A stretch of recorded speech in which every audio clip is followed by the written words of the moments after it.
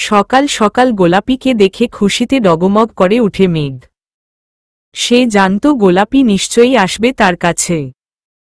সোফায় বসতে বসতে গোলাপি বলে, সরি রে, চেয়েছিলাম তোর বিয়েতেই আসতে, কিন্তু বুঝিসই তো আজকেও এসেছি, তাও মার্কেট যাওয়ার কথা বলে।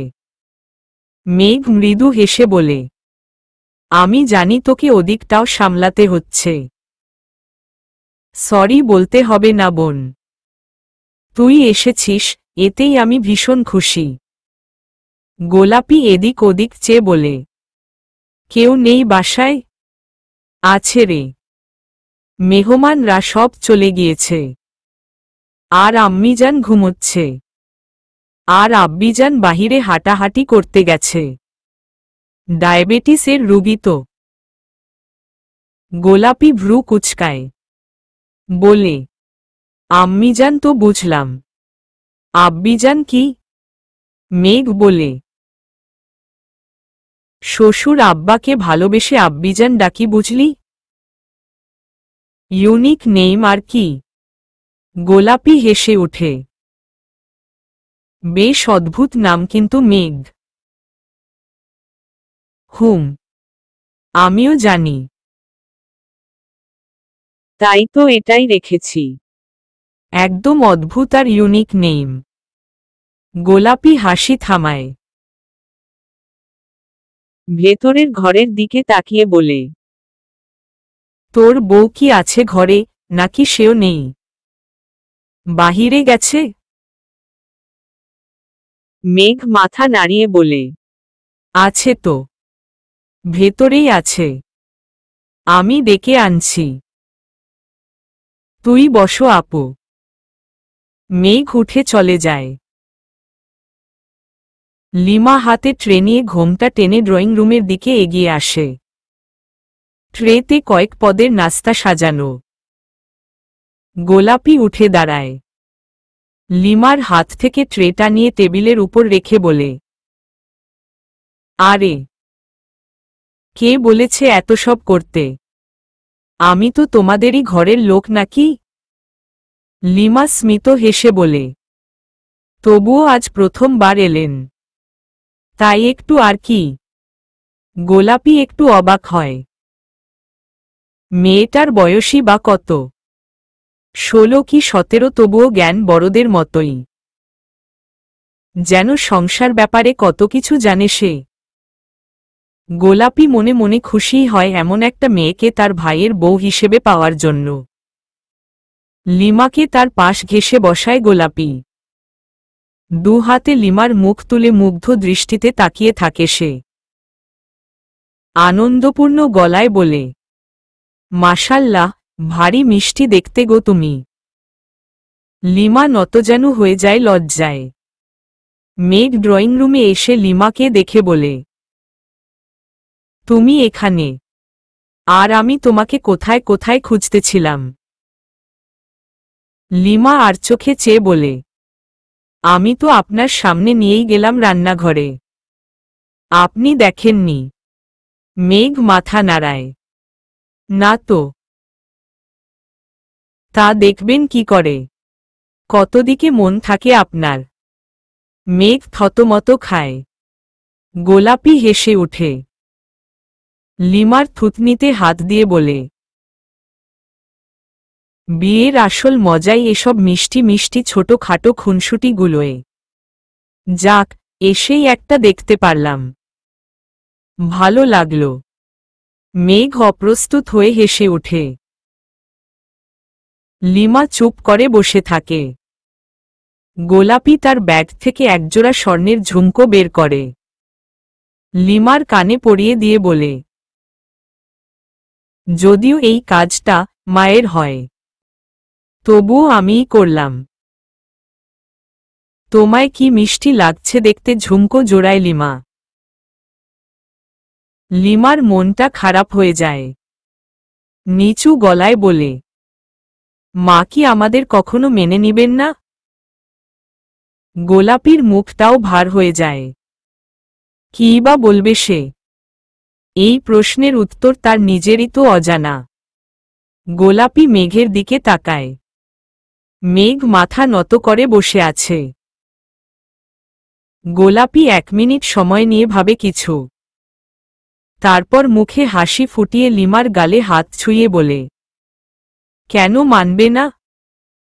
অবশ্যই মানবে। একটু অপেক্ষা করো।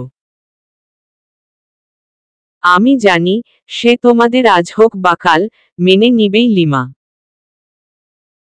লিমা আশ্বস্ত বোধ করে গোলাপির কথায়, কিন্তু মেঘ জানে গোলাপি তাদের খুশি করার জন্য এই কথা বলেছে। বেশ কিছুক্ষণ কথা বলার পর লিমা উঠে ভেতরে যায় তার মাকে ডেকে তুলতে। এই ফাঁকে গোলাপি মেঘকে প্রশ্ন করে, এখানেই থাকার প্ল্যান করেছিস নাকি লিমাকে নিয়ে নতুন বাসায় উঠবি? মেঘ কিছু বলে না। সে আসলেই জানে না কি করবে। গোলাপি আবার বলে, লিমা এখন বিবাহিত, তোর বউ সে।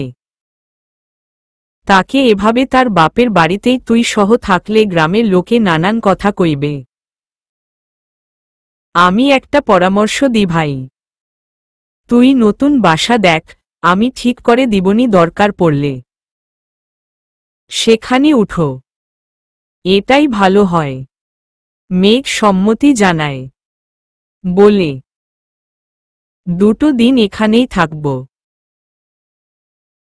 এই 2 দিনের ভেতরে বের কর বাসা। তারপর নতুন বাসায় উঠব লিমাকে নিয়ে। গোলাপির দায়িত্ব বেড়ে যায়। এখন আবার মায়ের চোখ ফাঁকি দিয়ে তাকে একটা ভালো বাসা খুঁজে বের করতেই হবে ওদের জন্য। লিমার মা আসেন। 2 এদিক ওদিকের কথা বলে বিদায় নেয় গোলাপি। কাল স্কুলে রেজাল্ট দিবে। টেস্টের রেজাল্ট। মিশি বেশ চিন্তিত। কি জানি কি হবে ফলাফল, বিশেষ করে গণিতে। যদি সে বাজি হেরে যায়, যদি তার উদয়কে হারাতে হয় তখন। মিশি ভাবতেই পারে না উদয় বাদে অন্য কাউকে। উদয়ের জায়গায় অন্য আরেকটি ছেলের কথা সে চিন্তাও করতে পারে না। মিশিকে উদাসী ভঙ্গিতে বসে থাকতে দেখে বকর মোল্লা তার পাশে বসে নরম গলায় বলে, কোনো কিছু নিয়ে চিন্তিত তুমি মা? হঠাৎ করে বাবার গলা পেয়ে মিশি চমকে উঠে। নিজেকে স্বাভাবিক করে বলে, না তো বাবা। কি নিয়ে চিন্তায় থাকবো আর? বকর মোল্লা মেয়ের মুখের দিকে তাকান। সে মুখে স্পষ্ট চিন্তার ছাপ। বকর মোল্লা ঈষৎ হেসে বলেন, আমি তোর নারকাটা দেখেছি বুঝলি? মিথ্যে বলে লাভ নেই। দ্রুত সত্যি করে বল, কি হয়েছে তোর? কোনো সমস্যা? মিশি হেসে ফেলে, এই বাবা টানা পারা যায় না একে নিয়ে। মিশি গম্ভীর মুখে বলে, চিন্তা হচ্ছে বাবা। কালকে রেজাল্ট দিবে। যদি আমি হেরে যাই, আর মা যদি আমাকে অন্য কোথাও বিয়ে দিয়ে দেয় তখন? বকর মোল্লার মুখ নিমিষেই গম্ভীর হয়ে যায়। সেও তো কথা দিয়ে ফেলেছে নতুবাকে। যদি মিশি সত্যিই গণিতে 70-এর থেকে কম নাম্বার পায়, তাহলে তো। বকর মোল্লা চুপ করে থাকেন। মিশি আবারও বলে, আমার খুব টেনশন হচ্ছে বাবা। বকর মোল্লা মেয়ের মাথায় হাত বুলিয়ে দেন। বলেন, তুই চিন্তা করিস না। আর বিয়ে দেওয়া কি এতই সোজা? আগে দেখি না কি হয়। পরেরটা পরেই দেখা যাবে। চল একটা ছবি দেখি দুজনে। মিশি না চাইলেও বকর মোল্লা জোর করে টেনে নেয় ওকে। দুজনে মিলে মিস্টার বিনের একটা ফানি ছবি দেখতে বসে সিঁড়িতে। বকর মোল্লার দেখার শখ নেই, তবুও এই উছিলায় যদি মেয়ের মন ভালো হয়। দুপুরে খাবার দাবার শেষে ঘরে ঢুকতেই লিমাকে নিজের বুকে আবদ্ধ করে নেয় মেঘ। লিমা চমকে ওঠে। সারাটা দিন আমাকে বুকে ঠেসে রাখার ধান্দা তোমার? তো কি আরেকজনকে রাখব? ঠিক আছে, তুমি যাও, আমি অন্য কাউকে খুঁজে নিচ্ছি। মেঘ ছেড়ে দেয় লিমাকে। লিমা চোখ গরম করে বলে, ই সাহস কত! ঠ্যাং ভেঙে ঠোঙ্গা বানাবো। আমাকেই জড়িয়ে রাখবা, আর কাউকে না। মেঘ হেসে লিমাকে আবার জড়িয়ে ধরে। লিমা চুপ করে মেঘের বুকে মাথা রেখে থাকে। মেঘ ডাকে, লিমু। হু। সবার সামনে আপনি আপনি করো, আর একান্তে তুমি। কেন? বিয়ে হলো মাত্রই কাল, আর এখনই সবার সামনে তুমি করে বললে কেমন দেখায় না? তাই আপনি করে বলে। 1-2 মাস যাক, ঠিক হয়ে যাবে। হুম। আচ্ছা। আবারও দুজনে চুপ। মেঘ আবার ডাকে, লিমু। হু বলো শুনছি। মন খারাপ? লিমা আর জবাব দেয় না। মেঘ আবার প্রশ্ন করে, মন খারাপ? লিমা একটা দীর্ঘশ্বাস ফেলে বলে, তোমার আম্মু কি আমাদের মেনেই নিবে না মেঘ? মেঘের বুকের ভিতরটা মোচড় দিয়ে ওঠে। সে শক্ত করে লিমাকে বুকে জড়িয়ে ধরে বলে, জানি না আমি লিমু। জানি না।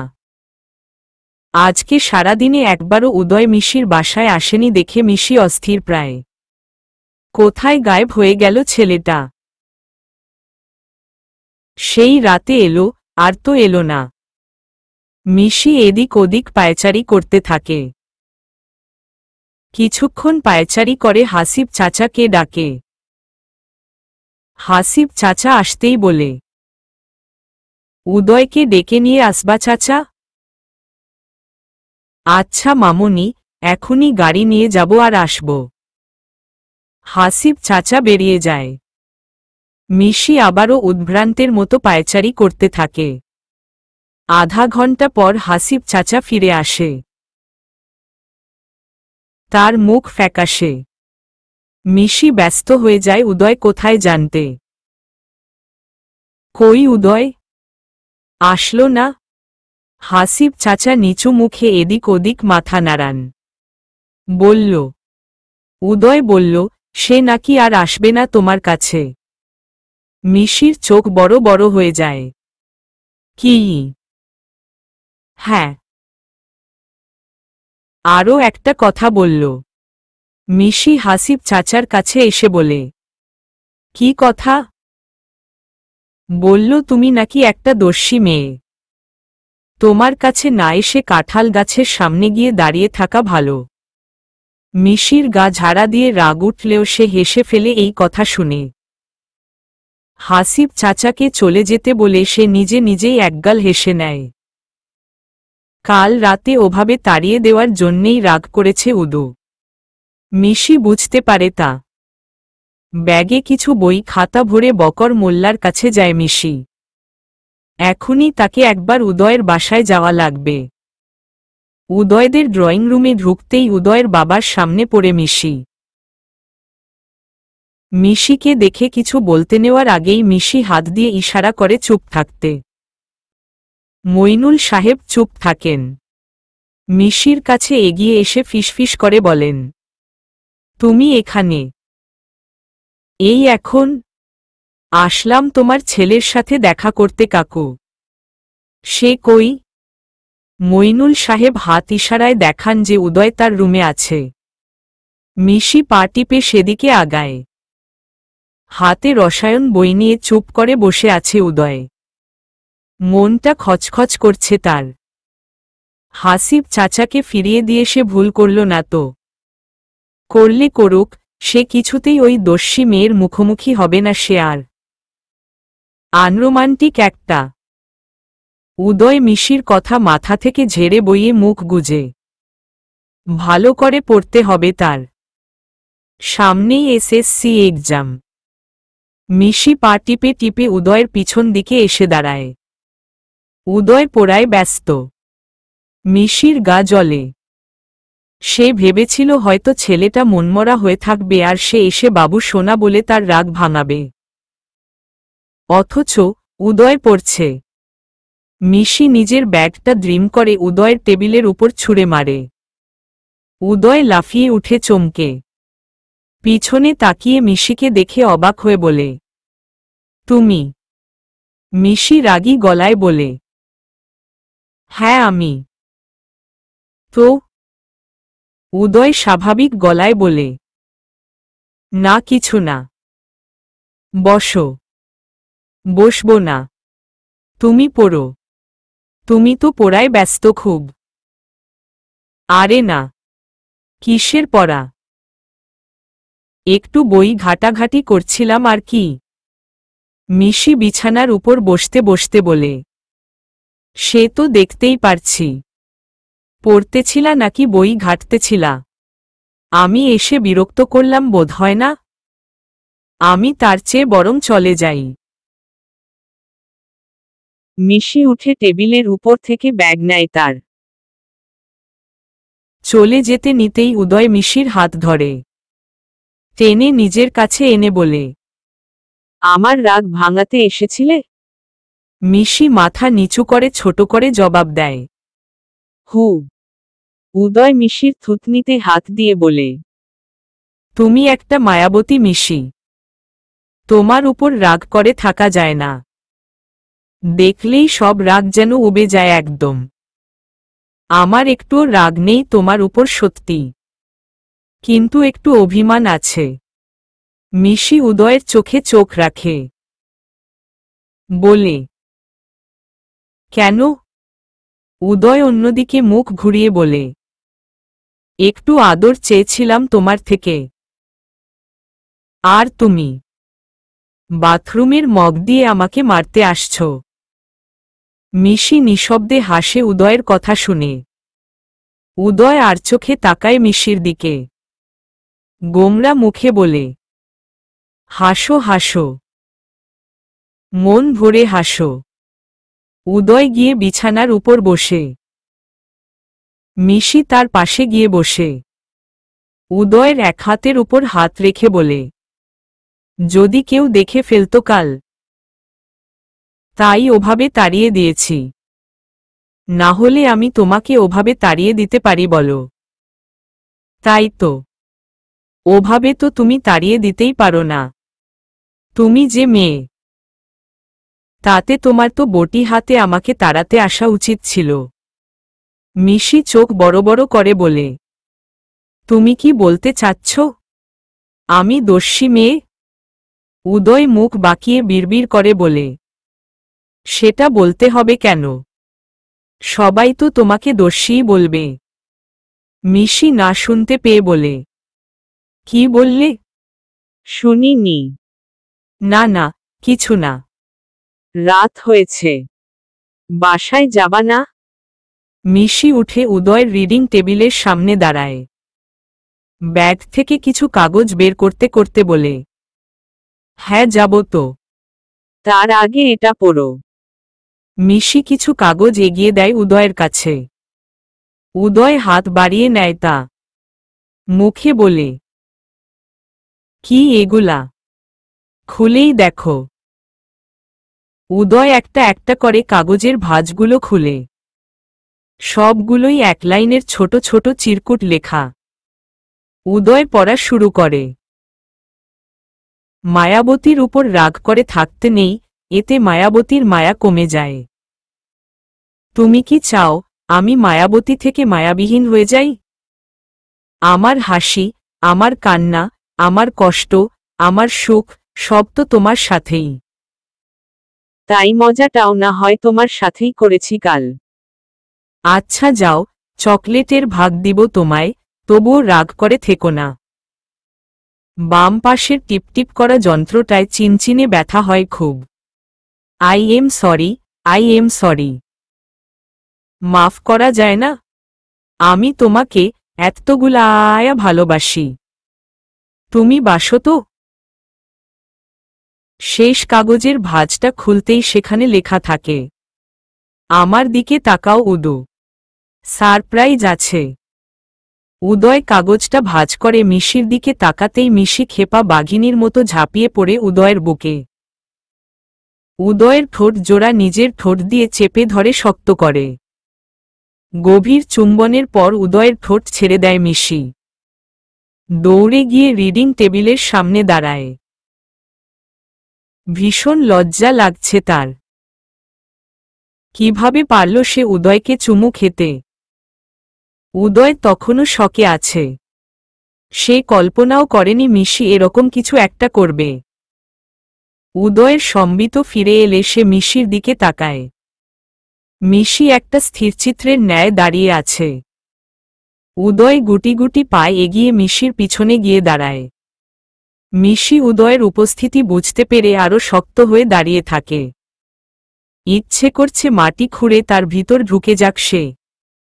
ইস, এত লজ্জা কেন চারিদিকে? উদয় হালকা গলায় বলে, তুমি ঠিক আছো মিশি? মিশি মুখে কিছু না বলে ঘাড় কাত করে বোঝায় যে সে ঠিক আছে। উদয় আবারও বলে, বাসায় যাবে? মিশি ছোট্ট করে বলে, হু। গাড়ি সাথে নিয়ে এসেছ? হুম। আমার যাওয়া লাগবে? নাকি তুমি পারবে যেতে? আমি পারব। আমার দিকে তাকাচ্ছ না কেন? মিশি আর জবাব দিতে পারে না।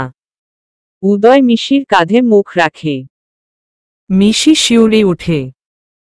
উদয়ের গরম নিঃশ্বাস মিশির কানে গিয়ে ধাক্কা খায় আর মিশিকে কাঁপিয়ে দেয়। উদয় নিম্নস্বরে বলে, এত লজ্জা পেলে হয় কি করে? নিজেই তো চুমু খেলে, এখন আবার নিজেই লজ্জায় মরে যাচ্ছ। মিশির হাত পা শরীর থরথর করে কাঁপছে। কোনো মতে নিজেকে স্বাভাবিক রাখে সে। উদয় বলে, আচ্ছা, আমার দিকে ফিরতে হবে না। আস্তে করে চলে যাও। লজ্জা কমলে আমার সামনে এসো কাল। মিশি মাথা কাত করে দ্রুত পায়ে ব্যাগ কাঁধে চাপিয়ে চলে যায়। আর এক মুহূর্ত দাঁড়ালে সে নির্ঘাত অজ্ঞান হয়ে যেত লজ্জায়। বাড়ি ফেরার পথে গাড়িতে করে মিশি শুধু সেই সময় তার কথাই মনে করেছে বারবার। বারবার একই প্রশ্ন করেছে নিজেকে, কি করে পারল সে এত বেহায়া হতে, এত নির্লজ্জ হতে? সারারাত মিশির ঘুম হল না। চোখ বন্ধ করলেই সেই মুহূর্ত সামনে এসে হানা দেয় যেন। এপাশ ওপাশ করতে করতেই রাত পার হল তার। সকাল হতেই স্কুল ছুটল সে। আজ রেজাল্ট দিবে। মিশি আতঙ্ক আর ভয় নিয়ে চুপ করে বসে রয় বেঞ্চে। উদয় আসে, তার পাশের বেঞ্চে বসে। চোখ দিয়ে আশ্বস্ত করে তাকে। কিন্তু তবুও মিশির যেন চিন্তা কমছেই না। লিমাও আসে। মিশির পাশে বসে। মিশি একবারও লিমার দিকে ফিরে তাকায় না। আসলে সে লিমাকে খেয়ালই করেনি। লিমা একটু অবাক হয়। মিশি কি কোনো কারণে রাগ তার উপর? লিমা মিশিকে আস্তে করে ধাক্কা দিয়ে বলে, কি করে? চিনছিসই না যেন? এত চেঞ্জ। মিশি লিমার দিকে তাকিয়ে চোখ বড় বড় করে বলে, তুই কখন এলি? বাহ, আমি এসেছি সেটাই খেয়াল করিসনি। খেয়াল কই ছিল আপনার? মিশি শুকনো করে হাসে। বলে, সরি রে, সত্যিই খেয়াল করিনি। কেমন আছিস? মেঘ ভাইয়া কেমন আছে? আমরা ভালো আছি। বাট তুই তো ভালো নেই। কি হয়েছে? উদয়ের সাথে কিছু? মিশি একবার উদয়ের দিকে তাকায়। উদয় অন্য একটা ছেলের সাথে কথা বলায় ব্যস্ত। লিমার দিকে ফিরে মিশি বলে, সবকিছু ঠিক আছে আমাদের রে। আমার চিন্তা অন্য কিছু নিয়ে। কি? আমাকে বল। মিশি একটা দীর্ঘশ্বাস ফেলে তার মায়ের সাথে ধরা বাজির কথা বলে লিমাকে। লিমা অবাক হয়ে শোনে সব। মিশি দুর্বল গলায় বলে, আমার খুব চিন্তা হচ্ছে রে মিশি। আমি কি পারবো উদয়কে ছাড়া থাকতে কখনো? লিমা মিশির হাতের উপর হাত রাখে তার। নরম গলায় বলে, দরকার পড়লে স্যারকে কিডন্যাপ করে নিয়ে তোকে 70-এর বেশি নাম্বার তুলিয়ে দিব অঙ্কে। তবুও তোকে আর উদয়কে আলাদা হতে দিব না।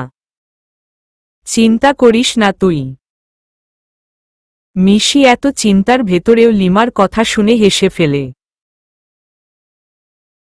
তারপর আবার হাসি থামিয়ে চুপ করে বসে সে। কোনোভাবেই চিন্তা যাচ্ছে না তার। আলী মাস্টার আসে। এক এক করে রোল ডাকে সবার। রোলের সাথে সাথে নাম্বারও বলে দিচ্ছে। উদয়ের রোল 3। সে 87 পেয়েছে। মিশি শুনে খুশিই হয় বেশ। উদয় একটা বিজয়ীর হাসি দেয় মিশির দিকে তাকিয়ে। মিশি চোখ সরিয়ে স্যারের দিকে তাকায়। ভয়ে আত্মা শুকিয়ে গেছে তার। আলী বাবু ডাকেন। রোল 31, মিশকাত মিশি। পেয়েছে। আলী বাবু আর চোখে একবার মিশির দিকে তাকান। তারপর আবার বলেন, পেয়েছে 69। বাহ মিশি, এত নাম্বার কি করে পেলি এবার? মিশি তার কথার জবাব দেয় না। খাতা নিতেও যায় না সে। চুপ করে বেঞ্চেই বসে থাকে। মাথায় হিসেব করছে বারবার। 69 কি 70-এর কম নাকি বেশি? ওহ আচ্ছা, এটা তো কম। তাহলে এবার কি উদয়কে ছেড়ে দেওয়ার সময় চলেই আসলো তার? আলী মাস্টার বিরক্ত গলায় বললেন, কি ব্যাপার? বসেই থাকবি? এসে খাতা টানে। মিশি ধমক খেয়ে উঠে দাঁড়ায়। খুব দুর্বল লাগছে তার। শরীরে এক ফোঁটা শক্তি নেই যেন। দুর্বল শরীর তাকে টেনে নিয়ে চলে মাস্টারের দিকে। কাপা কাপা হাতে খাতাটা নিয়ে আবার এসে বেঞ্চে বসে। লিমা মিশির শরীরে হাত দিয়ে দেখে পুরো শরীর ঠান্ডা। লিমা আতকে উঠে। নিচু গলায় বলে, তুই চিন্তা করিস না। আমাকে খাতাটা দে। আমি গুনে দেখি নাম্বার কোথাও কম দিল কিনা। লিমা মিশির হাত থেকে অঙ্ক খাতাটা নিয়ে নেয়। মিশি একটা টু শব্দও করে না। নিথর হয়ে বসে আছে সে। লিমা পৃষ্ঠা উল্টায় একটা একটা করে। নাম্বার গুনে 69-এ এসেই ঠেকে যায়। আর বাড়ে না। লিমাও ঘামছে এবার। স্যার খাতা দিয়ে চলে যায়। স্যার চলে যেতেই উদয় আসে। লিমার থেকে খাতাটা নিয়ে তাড়াতাড়ি গুনা শুরু করে। কিন্তু না, বাড়ছে না। কোনো দিক থেকেই বাড়ছে না। সেই একই জায়গায় এসে থেমে যাচ্ছে নাম্বার। উদয় অসহায় চোখে মিশির দিকে তাকায়। মিশির চোখের পাতাও পড়ছে না। সে চুপচাপ স্থির হয়ে বসে আছে শুধু। উদয় দুর্বল গলায় ডাকে, মিশি। মিশি নড়ে উঠে। আহত গলায় বলে। বাড়ছে না নাম্বার? উদয় লিমা পরস্পরের মুখের দিকে তাকায়। কেউ কোনো জবাব দেয় না। মিশি আতঙ্কিত বোধ করে। উদয়ের শার্ট খামচে ধরে কেঁদে উঠে নিঃশব্দে। উদয় বনে যায়। মুখ দিয়ে একটা কথাও বের হচ্ছে না তার। লিমা উঠে এসে মিশিকে জড়িয়ে ধরে। সান্ত্বনা দেওয়ার ভাষা নেই তার। তবুও বোঝায় মিশিকে, কিচ্ছু হবে না, কিচ্ছু হবে না। বাসায় ফিরে নিজের নিথর দেহটাকে বিছানায় এলিয়ে দেয় মিশি। প্রতিদিন বাড়ি এসে পুরো বাড়ি মাথায় তুলে নেয় মিশি। হাসি মজাতে মাতিয়ে রাখে পুরো বাড়ি। আর আজ বকর মোল্লা চিন্তিত হন। নতুবাকে উদ্দেশ্য করে বলেন, এত চুপচাপ কেন আজ ও? কি হলো মিশির? নতুবা বেগম তাচ্ছিল্যের সুরে বলেন, বোধহয় এবারেও ফেল মেরেছে। খুব তো বড় বড় গলায় বলেছিল 70-এর বেশি পাবে। এবার আমার পছন্দমতো ছেলেকেই বিয়ে করতে হবে। আর তোমাকেও বলে দিচ্ছি, তুমি কিন্তু বাধা দিতে পারবে না কোনো। তুমি কথা দিয়েছ কিন্তু আমায়। বকর মোল্লা আর কথা বাড়ান না। মেয়ের কি হলো তা নিয়ে একটু মাথা ব্যথা নেই তার। সে আছে মিশিকে বিয়ে দেওয়া নিয়ে। যত সব। বকর মোল্লা উঠে যান। একবার মিশির রুমে গিয়ে দেখে আসতে হয় তাকে। মিশিকে কপালের উপর হাত রেখে শুয়ে থাকতে দেখে বকর মোল্লা আতঙ্ক বোধ করেন। তাহলে কি নতুবাই ঠিক বলল? বকর মোল্লা মিশির সিথানের কাছে এসে বসেন। পরম মমতায় মিশির মাথায় হাত বুলিয়ে দেন। মিশি চোখ খুলে বাবাকে দেখতে পেয়ে উঠে বসে। বকর মোল্লা নরম গলায় বলেন, কি হয়েছে মা? মিশি জোর করে হাসার চেষ্টা করে বলে, কই কিছু হয়নি তো বাবা। বাবার থেকে কিছু লুকোতে নেই। বলো আমাকে, কি হয়েছে? মিশি ফুপিয়ে কেঁদে উঠে। বকর মোল্লা নির্বাক হয়ে পড়েন। গভীর মমতায় মেয়েকে বুকের ভিতর আবদ্ধ করে নেন এক হাতে। মিশি ফোপাতে ফোপাতে বলে, 69 পেয়েছি বাবা। আর একের জন্যে 70 পেলাম না। বকর মোল্লা অবাক হন। প্রচুর অবাক হন। যেই মেয়ের পাশ নিয়েই টানাটানি ছিল, সে নিজ প্রচেষ্টায় আজ 69 পেয়েছে। তাও টেস্টে। বকর মোল্লা শান্ত গলায় বলে, তাহলে এভাবে কাঁদছিস কেন? সবাই তো বুঝবে এবারও ফেল মেরেছে আমার মেয়ে। কিন্তু বাবা, আম্মুর সাথে তো বাজি হেরে গেলাম। আমাকে এবার বিয়ে দিয়েই দিবে সে। বকর মোল্লা খানিকক্ষণ চুপ থেকে বলে, খাতার নাম্বার গুনেছিলে ভালো করে? কোথা থেকে 1 নাম্বার বাড়ানো গেল না? মিশি বাবার মুখের দিকে চেয়ে আহত দৃষ্টিতে তাকায়। এপাশ ওপাশ মাথা নাড়ায় সে। বকর মোল্লা আবারও চুপ হয়ে থাকেন। তারপর মিশির দিকে ফিরে, মিশির চোখ মুছিয়ে দিয়ে বলেন, খাতাটা কই, আমাকে দেখাও তো। মিশি উঠে গিয়ে খাতাটা নিয়ে আসে। বকর মোল্লা সেটা নিয়ে উঠে দাঁড়ান। বলেন, আমি একটু বাহিরে যাচ্ছি। তোমার আম্মুকে কিচ্ছু বলতে হবে না রেজাল্টের ব্যাপারে। আমি আসি আগে, তখন যা বলার আমিই বলবো। ঠিক আছে? মিশি একটু অবাক হয়। পরক্ষণেই নিজেকে স্বাভাবিক করে বলে, আচ্ছা। বকর মোল্লা বেরিয়ে যেতে নেন। মিশি আবারও ডাকে। বকর মোল্লা পিছনে ঘুরে বলেন, কিছু বলবে? মিশি মাথা দুলায়। বকর মোল্লা এগিয়ে এসে মিশির বিছানার উপর বসে। মিশি তার পাশে গিয়ে চুপ করে থাকে। বকর মোল্লা বলেন, কি বলবে বলো। মিশি ইতস্তত বোধ করে। বলাটা ঠিক হবে নাকি হবে না ভাবতে থাকে সে। বকর মোল্লা আবারও বলে উঠেন, কি ব্যাপার বলো। মিশি থতমত খেয়ে বলে, কিছু না বাবা, যাও তুমি। বকর মোল্লা বুঝেন কিছু একটা মনের ভিতর খোঁচাচ্ছে মিশিকে। সে পরম স্নেহের চোখে তাকায় মিশির দিকে। শান্ত গলায় বলে, বাবার থেকে কোনো কিছু লুকাতে নেই, বল আমায়। মিশি নিচু গলায় বলে, বাবা, আমি যদি কখনো কাউকে ভালোবাসি, তুমি কি মেনে নিবে তাকে? যদি সে আমারই সমবয়সী হয়? বকর মোল্লা খুব অবাক হন। মিশি পা দিয়ে ফ্লোর খোঁচাচ্ছে তখন।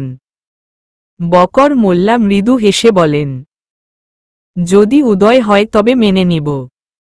মিশি চমকে তাকায় বকর মোল্লার দিকে। আনন্দে ডগমগ হয়ে বলে, বাবা সত্যি? বকর মোল্লা স্মিত হেসে বলেন, হুটহাট উদয়ের বাসায় যাওয়ার বায়না করা, উদয়কে সারাদিন ডেকে ডেকে নিজের কাছে রাখা, একে অন্যের প্রতি এত ফিলিংস, এত কেয়ার। আমি কি কিছুই বুঝি না? অনেক আগেই বুঝেছি যে তোরা একে অপরকে পছন্দ করিস। শুধু তোর মুখ থেকে শোনার অপেক্ষায় ছিলাম। এখন যখন বলেই ফেললি, তখন আর কি? আমিও আমার মনের কথা বলে ফেললাম। উদয়কে বরাবরই আমার খুব পছন্দ মিশি। মিশি খুশিই হয়। বকর মোল্লার হাত ধরে বলে, আমার বিশ্বাসই হচ্ছে না যে তুমি মেনে নিলা। আমি তো ভাবছিলাম যাই হোক, বাবা একটা প্রশ্ন ঘুরপাক খাচ্ছে মাথায়। বলে ফেলি? বকর মোল্লা মৃদু হেসে বলেন, বলে ফেলো। বাবা, আমাদের সমাজে সেইম এজ রিলেশন খুব কমই সার্থক হয়। সেখানে তুমি মেনে নিচ্ছ, তাও একজন চেয়ারম্যান হয়ে। তুমি চাইলেই আমাকে একটা ভালো জায়গায় বিয়ে দিতে পারতে। তাহলে এই মেনে নেওয়ার কারণ কি? বকর মোল্লা এবার খুব জোরেই হেসে ওঠেন। মিশি ভ্রু কুঁচকে তাকিয়ে থাকে তার দিকে। হাসি থামিয়ে স্বাভাবিক হয়ে তিনি বলেন, আগেই বলেছি, বাবা মা হলো একটি সন্তানের বেস্ট ফ্রেন্ড। তাই সন্তানকে পুরোপুরি বুঝতে হবে আমাদের। বাবা মা চাইলেই তার সন্তানকে তাদের পছন্দের ছেলের সাথে বিয়ে দিয়ে দিতে পারে। এতে কি হয় জানিস? এতে সন্তানরা পালিয়ে যাওয়ার মতো স্টেপ তুলে নেয়, বাবা মাকে খুন করার মতো স্টেপ তুলে নেয়। বাবা মায়ের উচিত সন্তানকে বোঝানো যদি ছেলে খারাপ হয় তাহলে, আর ছেলে যদি ভালো হয় তবে মেনে নেওয়া। কেননা আল্লাহই সবার জুটি মিলিয়ে রেখেছেন। শুধু শুধু ছেলে মেনে না নিয়ে সন্তানের কাছে খারাপ হয়ে লাভ কি? এতে সন্তান আর বাবা মায়ের মধ্যে দূরত্ব সৃষ্টি হয় মামনি। আর উদয়, তোমার বয়সী হলেও খুব ট্যালেন্টেড সে। আর তোমরা তো এখনই বিয়ে করছো না, আরও বড় হয়ে করবা।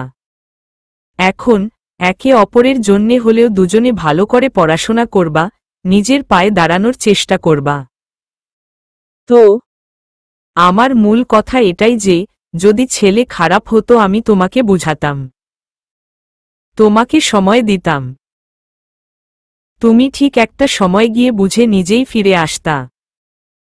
কিন্তু ছেলে যেহেতু ভালো, তাই মেনে নিচ্ছি। এতে তোমরা না পালিয়ে যাওয়ার কথা ভাববা, না আমার আর তোমার মধ্যে মুখ কালাকালি, দূরত্ব এসব বাড়বে। উল্টো তুমি আর উদয় একে অপরকে পাওয়ার জন্য আরও জমিয়ে পড়াশোনা করবা, নিজেদের পায়ে দাঁড়ানোর চেষ্টা করবা। আর আমি তো আছি, তোমাদের উৎসাহ দেওয়ার জন্য, তোমাদের সাহায্য করার জন্য। বুঝেছ? মিশি মুগ্ধ হয়ে শুনছিল তার বাবার কথা। সে গর্ব বোধ করে এরকম একজন বাবা পাওয়ার জন্য। ঈশ যদি সবার বাবা মা এভাবে তার সন্তানকে বুঝত, তবে আজ দেশটা অন্যরকম হতো। বকর মোল্লা উঠে দাঁড়ায়।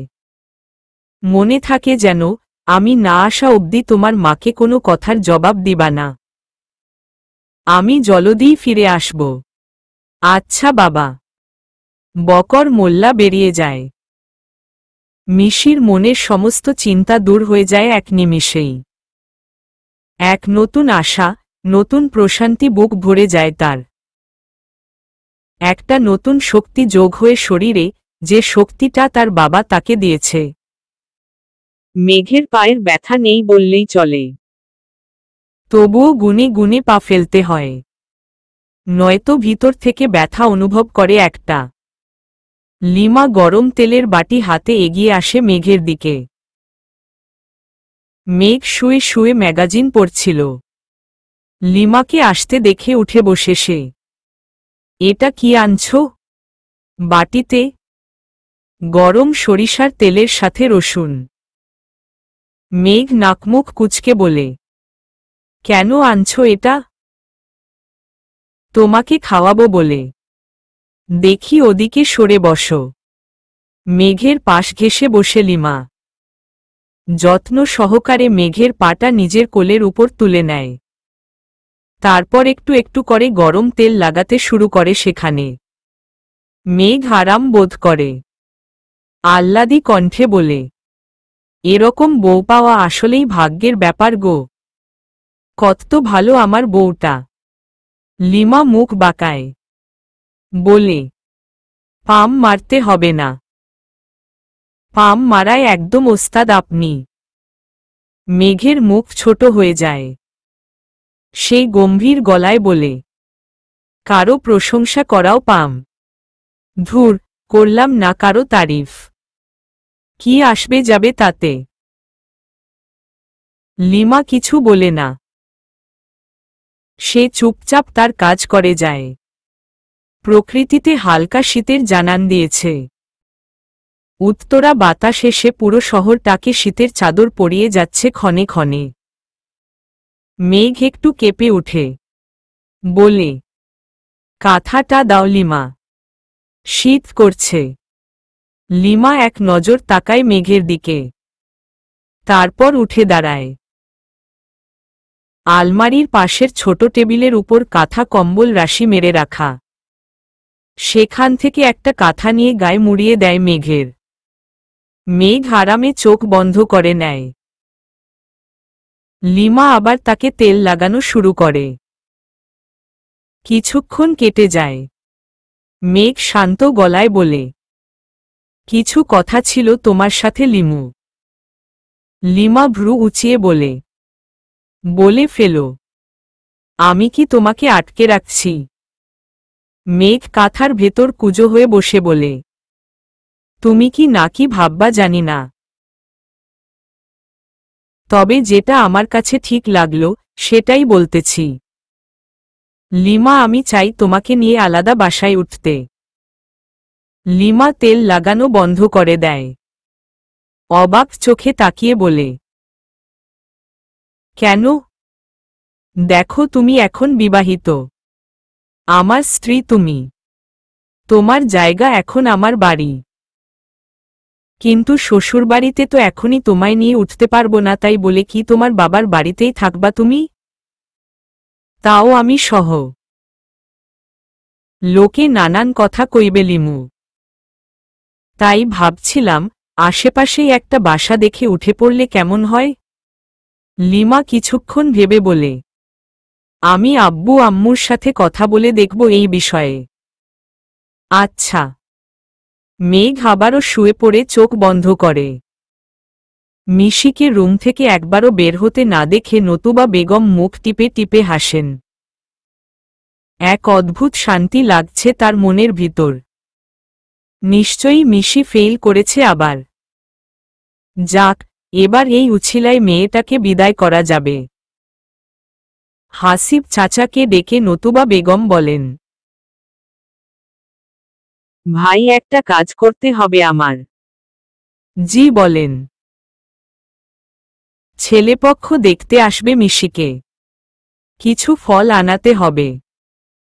আমি লিস্ট করে দিচ্ছি কোনো কোনো ফল, আপনি এনে দিবেন শুধু।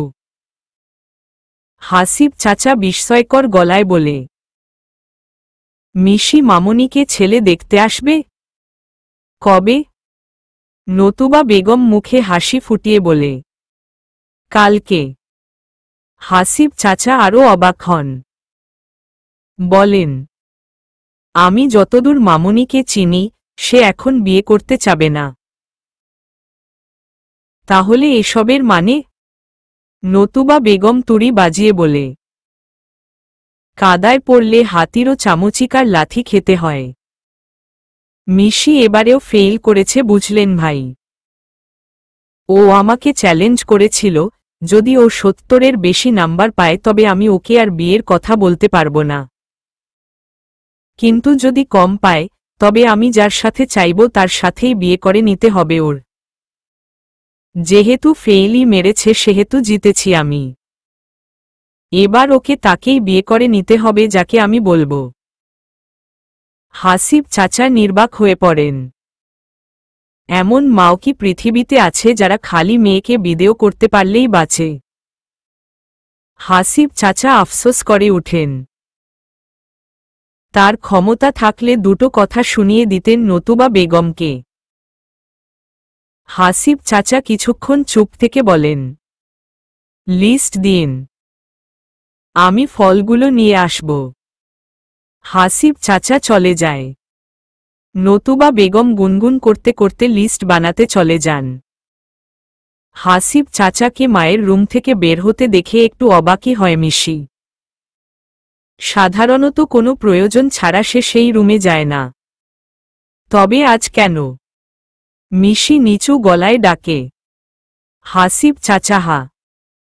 হাসিব চাচা বলে দ্বিতীয়বার ডাকার আগেই মিশির দিকে মুখ করে তাকান তিনি। মিশি হাতের ইশারায় তাকে মিশির রুমে আসতে বলে। হাসিব চাচা একটা দীর্ঘশ্বাস ফেলে মিশির রুমের দিকে যান। সে জানে মিশি তাকে কেন ডাকছে। হাসিব চাচা রুমে আসতেই মিশি উদ্ভ্রান্তের মতো প্রশ্ন করে, তুমি মায়ের রুমে কি করছিলা? আমাকে বিয়ে দেওয়ার বিষয়ে কিছু বলেছে? হাসিব চাচা মাথা দোলান। মিশি আবারও প্রশ্ন করে, কি বলেছে? তোমাকে ছেলে পক্ষ দেখতে আসবে কাল সেটাই। মিশি আতকে উঠে আহত দৃষ্টিতে তাকিয়ে বলে, সত্যি? হ্যাঁ মামুনি, আমি তোমাকে মিথ্যা বলতে যাব কেন? মিশি নিচু গলায় বলে, আমার একটা কাজ করে দিবা চাচা? বলো মামুনি। উদয়কে জরুরি ভিত্তিতে ডেকে দিবা এখনই? প্লিজ। হাসিব চাচা মুখে হাসি এনে বলে, এছাড়া আমার কাছে তোমার আর কোনো কাজই থাকতে পারে না। আমি এখনই গাড়ি নিয়ে যাচ্ছি মামুনি। ও না আসতে চাইলেও ওকে তুলে নিয়ে আসব। চিন্তা করো না তুমি। মিশি মৃদু হেসে বলে, ওকে তুলে আনতে হবে না, ও এমনিতেই আসবে। হাসিব চাচা বেরিয়ে যান। দরজার খিল ধরে দাঁড়িয়ে থাকে মিশি। মনের ভিতর আবারও অশান্তিরা হানা দিচ্ছে।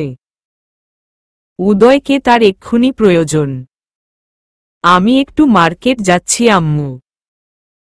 গোলাপি কথাটা বলে বের হতে নিলেই সোহেলা বেগম বলেন, তোর এত মার্কেট যাওয়ার প্রয়োজন পড়ল কেন এখন? সেদিন না মার্কেট গেলি, আবার আজ? গোলাপি থতমত খায়। মনে মনে ভাবে এরপর থেকে আর মার্কেট যাওয়ার বাহানা দিবে না। কিন্তু এখন কি বলে কাটিয়ে দেওয়া যায়? সোহেলা বেগম ঝাঝালো কণ্ঠে বলে, কি রে, শুনতে পাচ্ছিস না যে কি বলতেছি? গোলাপি আমতা আমতা করে বলে, সেদিন একটা জিনিস আনা বাকি ছিল আম্মু, আজ আনতে যাব সেটা। তোমার কিছু লাগবে? আমার কিছুই লাগবে না। মেঘের সাথে দেখা করা হলে দ্রুত বাসায় চলে আসিস, বাসায় অনেক কাজ আছে। গোলাপি অবাক হয়ে যায়। মিনমিনে গলায় বলে, মেঘের সাথে দেখা করা হলে মানি। তুই কি ভাবিস আমি জানি না যে তুই কোনো মার্কেটে যাস, নাকি ওই ডাইনির বাড়ি গিয়ে মেঘের সাথে দেখা করে আসিস? গোলাপি থতমত খায়। সোহেলা বেগম আবার বলেন, বোন তুই তার। আমি মানা করলেও তুই শুনবি না, তাই মানাও করব না। যা, কিন্তু তাড়াতাড়ি চলে আসবি। সোহেলা বেগম চলে যেতে নিলেই গোলাপি বলে উঠে, আর তুমি তার মা লাগো না? তাহলে তোমার কি ইচ্ছে করে না তার সাথে দেখা করার জন্য? সোহেলা বেগম কথাটা শুনেও না শোনার ভান করে চলে যান। গোলাপি তার চলে যাওয়ার দিকে তাকিয়ে দীর্ঘশ্বাস ফেলে। কবে যে ইনি মেনে নিবে ওদের, সেই চিন্তাতেই বাঁচে না গোলাপি। উদয়কে রুমের ভেতর ঢুকিয়ে দিয়ে রুমের দরজা আটকে দেয় মিশি। উদয় ভ্রু কুঁচকে বলে, কি হলো, দরজা বন্ধ করলা কেন? রেপ করবা নাকি আমার? মিশি উদয়ের পিঠে দ্রিম করে একটা ঘুষি মেরে বলে, ফাইজলামি কথা বার্তা সবসময় ভালো লাগে না উদো। উদয় পিঠে হাত বুলাতে বুলাতে বলে, সেটা মুখে বললে হয় না, মেরে বলতে হয়। ওহ মাগো! উদয় চাপা গলায় আর্তনাদ করতে থাকে। মিশি সেদিকে কোনো ভ্রুক্ষেপ করে না। আচমকাই উদয়কে জড়িয়ে ধরে, খুব শক্ত করে। উদয় চমকে যায়। মিশি ফুপিয়ে কেঁদে ওঠে। উদয় আরও চমকে যায়। উদ্গ্রীব কণ্ঠে বলে, কাঁদছ কেন? কি হয়েছে জান? মিশি কিছু বলে না, চুপ করে কেঁদেই চলে। উদয় মিশিকে ঠেলে উঠায় তার বুক থেকে। মিশির দু গালে দুই হাত চেপে বলে, বলো কি হয়েছে? মিশি ফোপাতে ফোপাতে বলে, আম্মুর পছন্দ করা ছেলে কাল দেখতে আসবে নাকি আমাকে? খুব ভয় করছে আমার। আমি তোমাকে হারাতে চাই না উদু। মিশি হাউমাউ করে কেঁদে ওঠে। উদয় বোবা বনে যায়। কি বলে সান্ত্বনা দেবে সে মিশিকে? তবুও সান্ত্বনা তো দেওয়া দরকার। উদয় মুখে হাসির রেখা টেনে বলে, একদম বস্তির মেয়ে সুরাইয়া লাগতেছে। ই চুপ চুপ, কাঁদলে একদম ভালো লাগে না গো তোমাকে। মিশি চুপ হয়ে যায়। কিন্তু তখনও নাক টানা বন্ধ হয় না তার। উদয় মিশির নাক টেনে বলে, দেখতে আসলেই কি বিয়ে হয়ে যাবে নাকি পাগল মেয়ে? আমি আছি না, তোমাকে নিয়ে পালিয়ে যাব দরকার পড়লে। মিশি নাক টানা বন্ধ করে বলে, পালাতে হবে না। বাবা বলেছে আমাদের কখনো পালাতে না। উদয় অবাক হয়। চোখ বড় বড় করে বলে, মানে? তোমাকে বলা হয়নি? বাবাকে আমি আমাদের ব্যাপারে সব বলে দিয়েছি। বাবা মেনে নিয়েছে তোমাকে। উদয়ের বিশ্বাস হয় না মিশির কথা।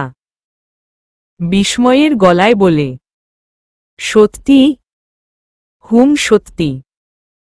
বাবা আমার অঙ্ক খাতা নিয়ে কোথায় জানি গেল। বলল না আসা অবধি রেজাল্টের কথা কাউকে না জানাতে। উদয় মিশির দুগালে শক্ত করে হাত চেপে বলে, তাহলে কাঁদছ কেন পাগলি মেয়ে? আমার তো তোমার বাবার উপর পুরো বিশ্বাস আছে। উনি আমাদের আলাদা হতে দিবেন না।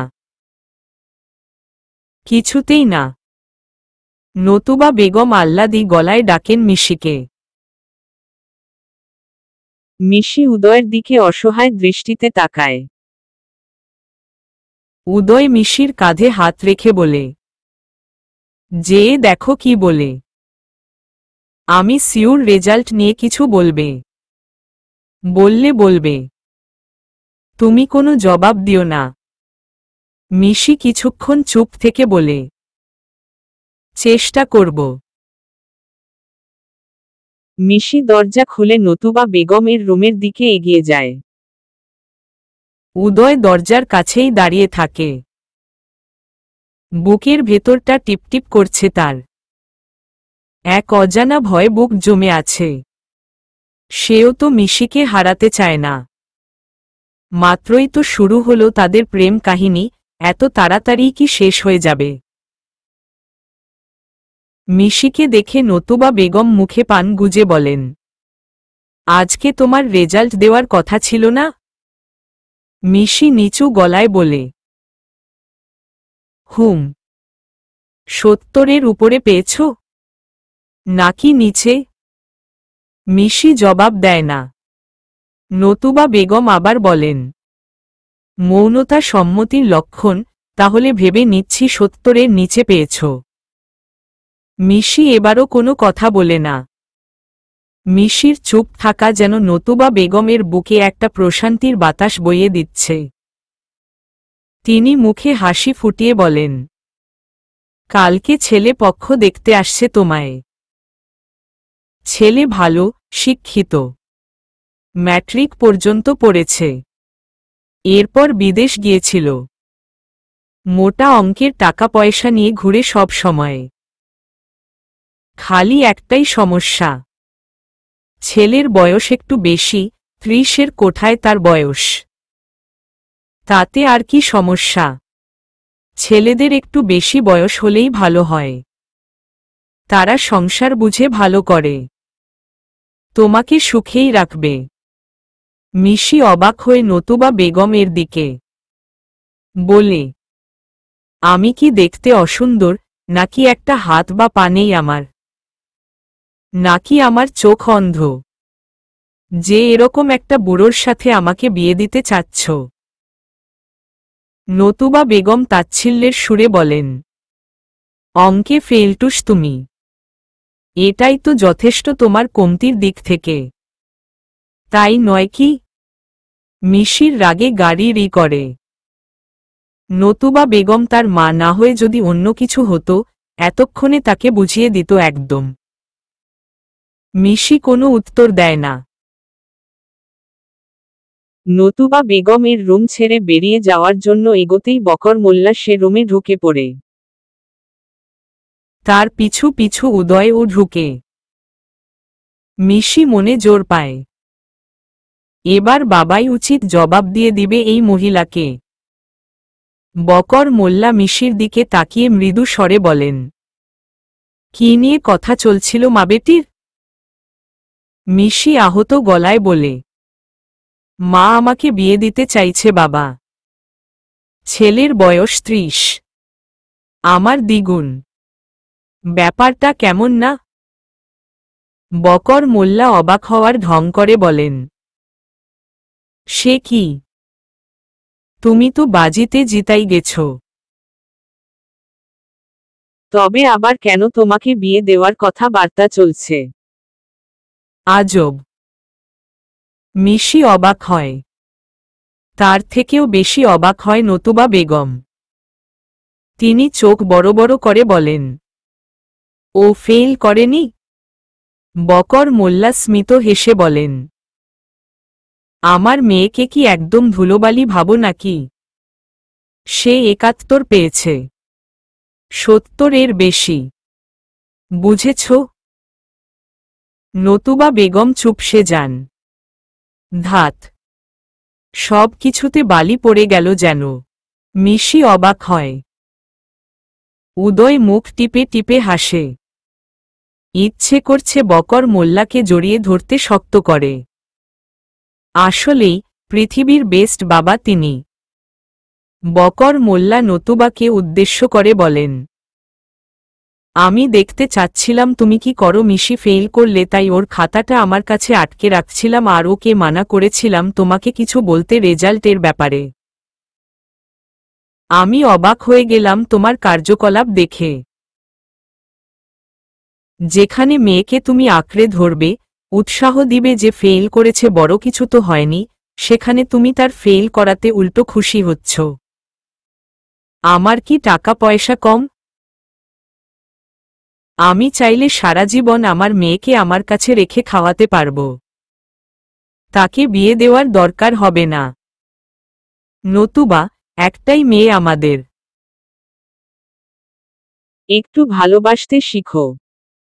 তোমারই তো মেয়ে সে। এমন না হয় তুমি মরে গেলেও তোমার লাশের থেকে মুখ ফিরিয়ে নিবে মিশি। সেরকম আঘাত তার মনে দিও না। নতুবা বেগম চুপ করে বিছানার উপর বসে পড়েন। বকর মোল্লার বলা প্রতিটা কথা তার মাথায় ঘুরপাক খাচ্ছে। সে কি আসলেই মিশির মা হয়ে উঠতে পারল না? বকর মোল্লা নিজের স্টাডি রুমে যেতেই তাকে চেপে ধরে মিশি। সে তো পেয়েছিল 69, তাহলে এখন 71 হলো কি করে? বাবা বলো না, কিভাবে 71 বানালে? 69 কেটে 71 বানিয়ে দিছ? বকর মোল্লা হাসেন। ওরকম করলে তো আগেই করা যেত। এত কাহিনী করে আলী বাবুর বাসায় যাওয়া লাগত না আমার। মিশি অবাক হয়ে উদয়ের মুখের দিকে তাকায়। তারপর বকর মোল্লার দিকে ফিরে বলে, তুমি স্যারের বাসায় গিয়েছিলে বাবা? হুম। সেখান থেকেই তোমার নাম্বার 2 বাড়িয়ে আনলাম। আমার জন্য তুমি স্যারকে রিকোয়েস্ট করেছ 2 বাড়িয়ে দেওয়ার জন্য? রিকোয়েস্ট করব কেন? 2 নাম্বার তোমার প্রাপ্য ছিল, শুধু তুমি খেয়াল করে দেখনি। মিশি বিস্ময়ের গলায় বলে, বাবা বুঝলাম না। বুঝিয়ে বলো। তোমার একটা অঙ্ক হয়েছিল, কিন্তু আলী বাবু সেখানে নাম্বার দিতে ভুলে গিয়েছিল। সেটাই যখন উনাকে দেখালাম, উনি বাড়িয়ে দিল। যদি কান্নাকাটি না করে খাতাটা একটু ভালো করে দেখতা, তবে এত কান্নাকাটি করা লাগতো না এতক্ষণ। মিশি খুশিতে ডগমগ হয়ে বকর মোল্লাকে জড়িয়ে ধরে। লাভ ইউ সো মাচ বাবা। তুমি আসলেই পৃথিবীর বেস্ট বাবা। আমার জন্য কত কিছু করলা তুমি। বকর মোল্লা মেয়ের মাথায় হাত বুলিয়ে দিয়ে বলেন, একটা মাত্র মেয়ে আমার। তার জন্য করব না তো কার জন্য করব? মিশি আবেগে আপ্লুত হয়ে পড়ে।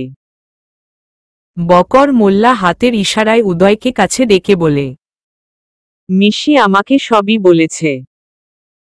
আমি তো মেনে নিয়েছি তোমাদের, কিন্তু ভালো করে পড়াশোনা করবে দুজনে। নিজেদের পায়ে দাঁড়াবে। তারপর বিয়ে বুঝেছ? উদয় মাথা দুলিয়ে বলে, জি আঙ্কেল বুঝেছি। বকর মোল্লার স্টাডি রুম থেকে বের হতেই উদয় বলে, বলেছিলাম না, তোমার বাবার প্রতি আমার পুরো বিশ্বাস আছে। দেখলে তো? মিশি উদয়ের কোমরে গুঁতো মেরে বলে, আমার বাবার প্রতি আমারও বিশ্বাস আছে। হুহ। সময় কেটে যায়। এসএসসি এক্সাম শেষ হয়েছে আরও 5 মাস আগে। উদয় মিশির ফলাফল ভালো হয়েছে বেশ। একটা ভালো কলেজেও অ্যাডমিশন নিয়েছে তারা। দুজনে চুটিয়ে পড়াশোনায় ডুবে গেছে। নতুবা বেগম আর আগের মতো মেয়ের বিয়ে করেন না। উল্টো কেউ মিশির বিয়ের জন্য প্রস্তাব নিয়ে আসলে তাকে ধমকে ধামকে রাখেন না নতুবা বেগম।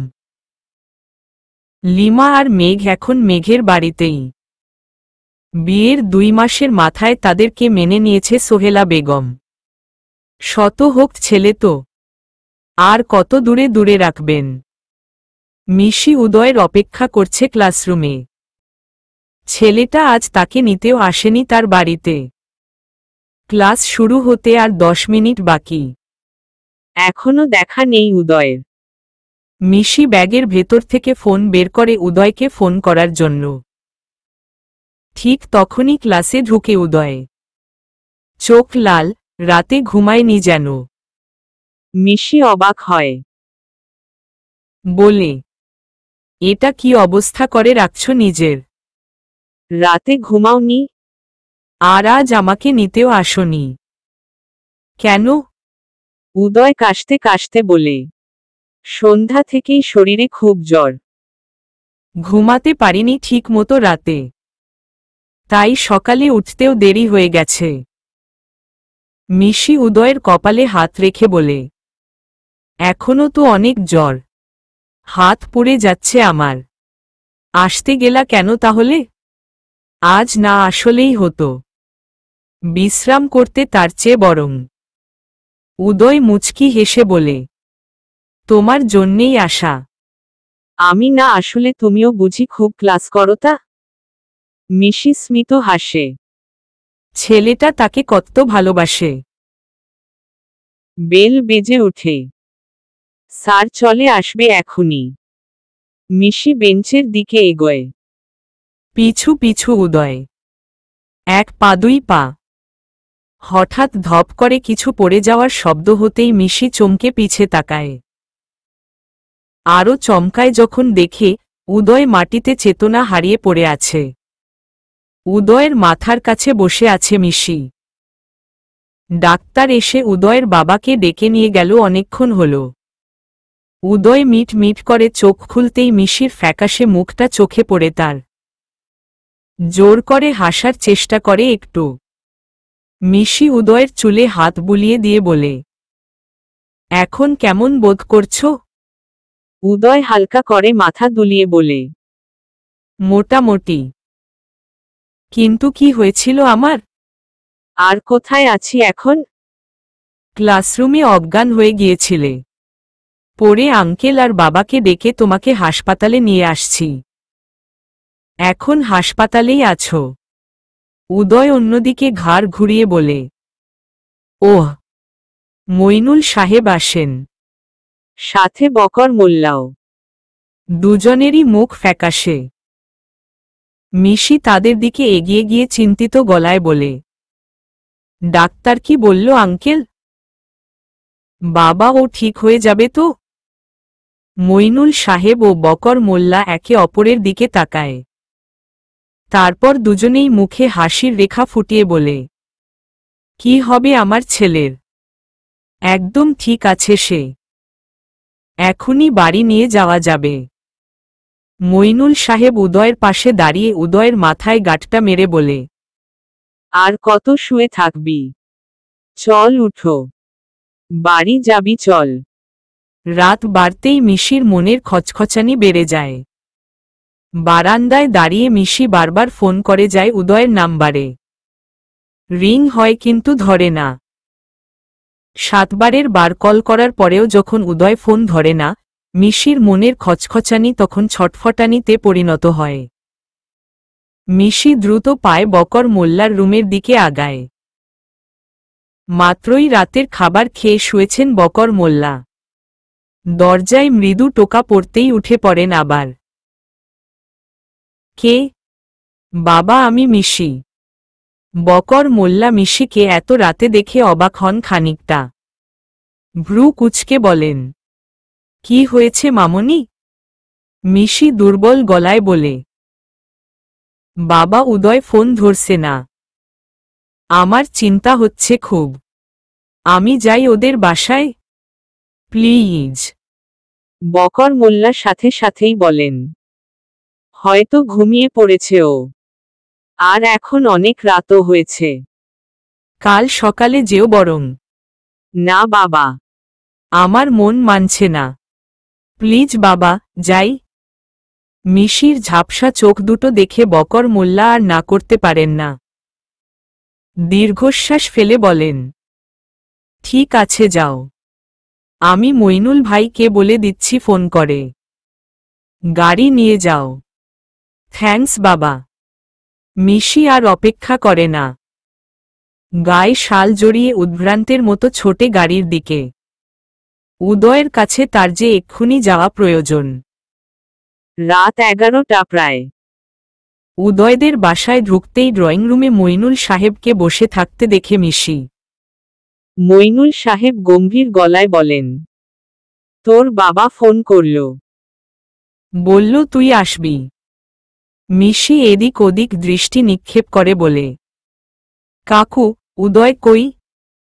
মইনুল সাহেব আগের মতোই গম্ভীর গলায় বলেন, আছে ওর ঘরে। মিশি সেদিকে এগোতে নিলেই মইনুল সাহেব ডেকে উঠেন মিশির নাম ধরে। মিশি থমকে দাঁড়ায়, পিছন ঘুরে বলে, কি কাকু? মইনুল ছোট্ট করে শ্বাস ফেলে বলে, এভাবে হুট হাট করে আসা ঠিক না। আমরা বাসায় দু বাপ ছেলে থাকি। দিনে আসা এক কথা, আর এত রাতে আসা আরেক কথা। নেহাত তোর বাবা বলল তাই না করতে পারিনি। এরপর থেকে তুই আর এভাবে আমাদের বাসায় আসবি না মিশি। উদয়কে একটু ছাড় দে। কথাগুলো এক নিঃশ্বাসে বলে মইনুল সাহেব ভেতরের রুমে চলে যান। মিশি সেখানেই থ হয়ে দাঁড়িয়ে রয়। কি বলে গেল মইনুল কাকু এসব? হঠাৎ কি হলো আজ কাকুর? মিশির মাথা আকাশ ভেঙে পড়ে যেন। চোখ ভেঙে কান্না পায় তার। মনে মনে সিদ্ধান্ত নেয়, উদয় ঠিক হলেই ওর কাছে বিচার দিকে কাকুর নামে। বা হাতের উল্টো পিঠে চোখ মুছে মিশি উদয়ের রুমের দিকে আগায়। কম্বল জড়িয়ে চুপ করে শুয়ে আছে উদয়। মিশি রুমে প্রবেশ করতেই উদয় বলে, মিশি আসছ? মিশি চমকায়, বলে, কি করে বুঝলা যে আমি আসছি? বাবা বলল। মিশি ছোট করে জবাব দেয়, ওহ। মিশি গুটি গুটি পায়ে এগিয়ে গিয়ে উদয়ের পাশে বসে। উদয়কে উদ্দেশ্য করে বলে, এভাবে কম্বল জড়িয়ে আছো কেন? খুব শীত করছে। হুম। শীতকাল তো শীত করবে না, কিন্তু তুমি যেভাবে শুয়ে আছো দেখে মনে হচ্ছে বরফের রাজ্যে শুয়ে আছো। এত গুটিয়ে আছো কেন? উদয় ফ্যাকাশে মুখে জবাব দেয়, এমনি। মিশি উদয়ের কপালে হাত রাখে। ভীষণ গরম শরীর। মিশি অবাক হয়ে বলে, তোমার দেখি গায়ে জ্বর। উদয় নির্লিপ্ততা কণ্ঠে বলে, কই? ঢং করো না। এই যে আমার হাত পুড়ে যাচ্ছে।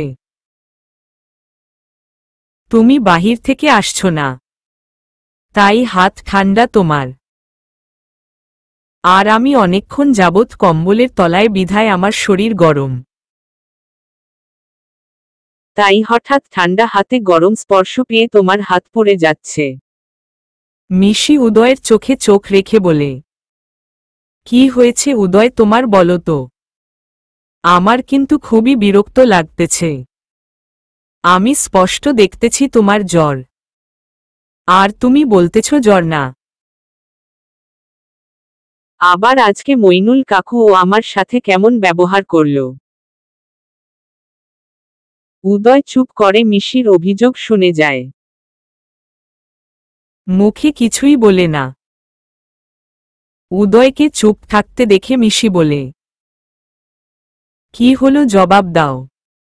উদয় শান্ত গলায় বলে, বাবা যা বলেছে হয়তো ঠিকই বলেছে মিশি। এত সিন ক্রিয়েট করার কি আছে? মিশি আশ্চর্যের সপ্তম আসমানে উঠে যায়।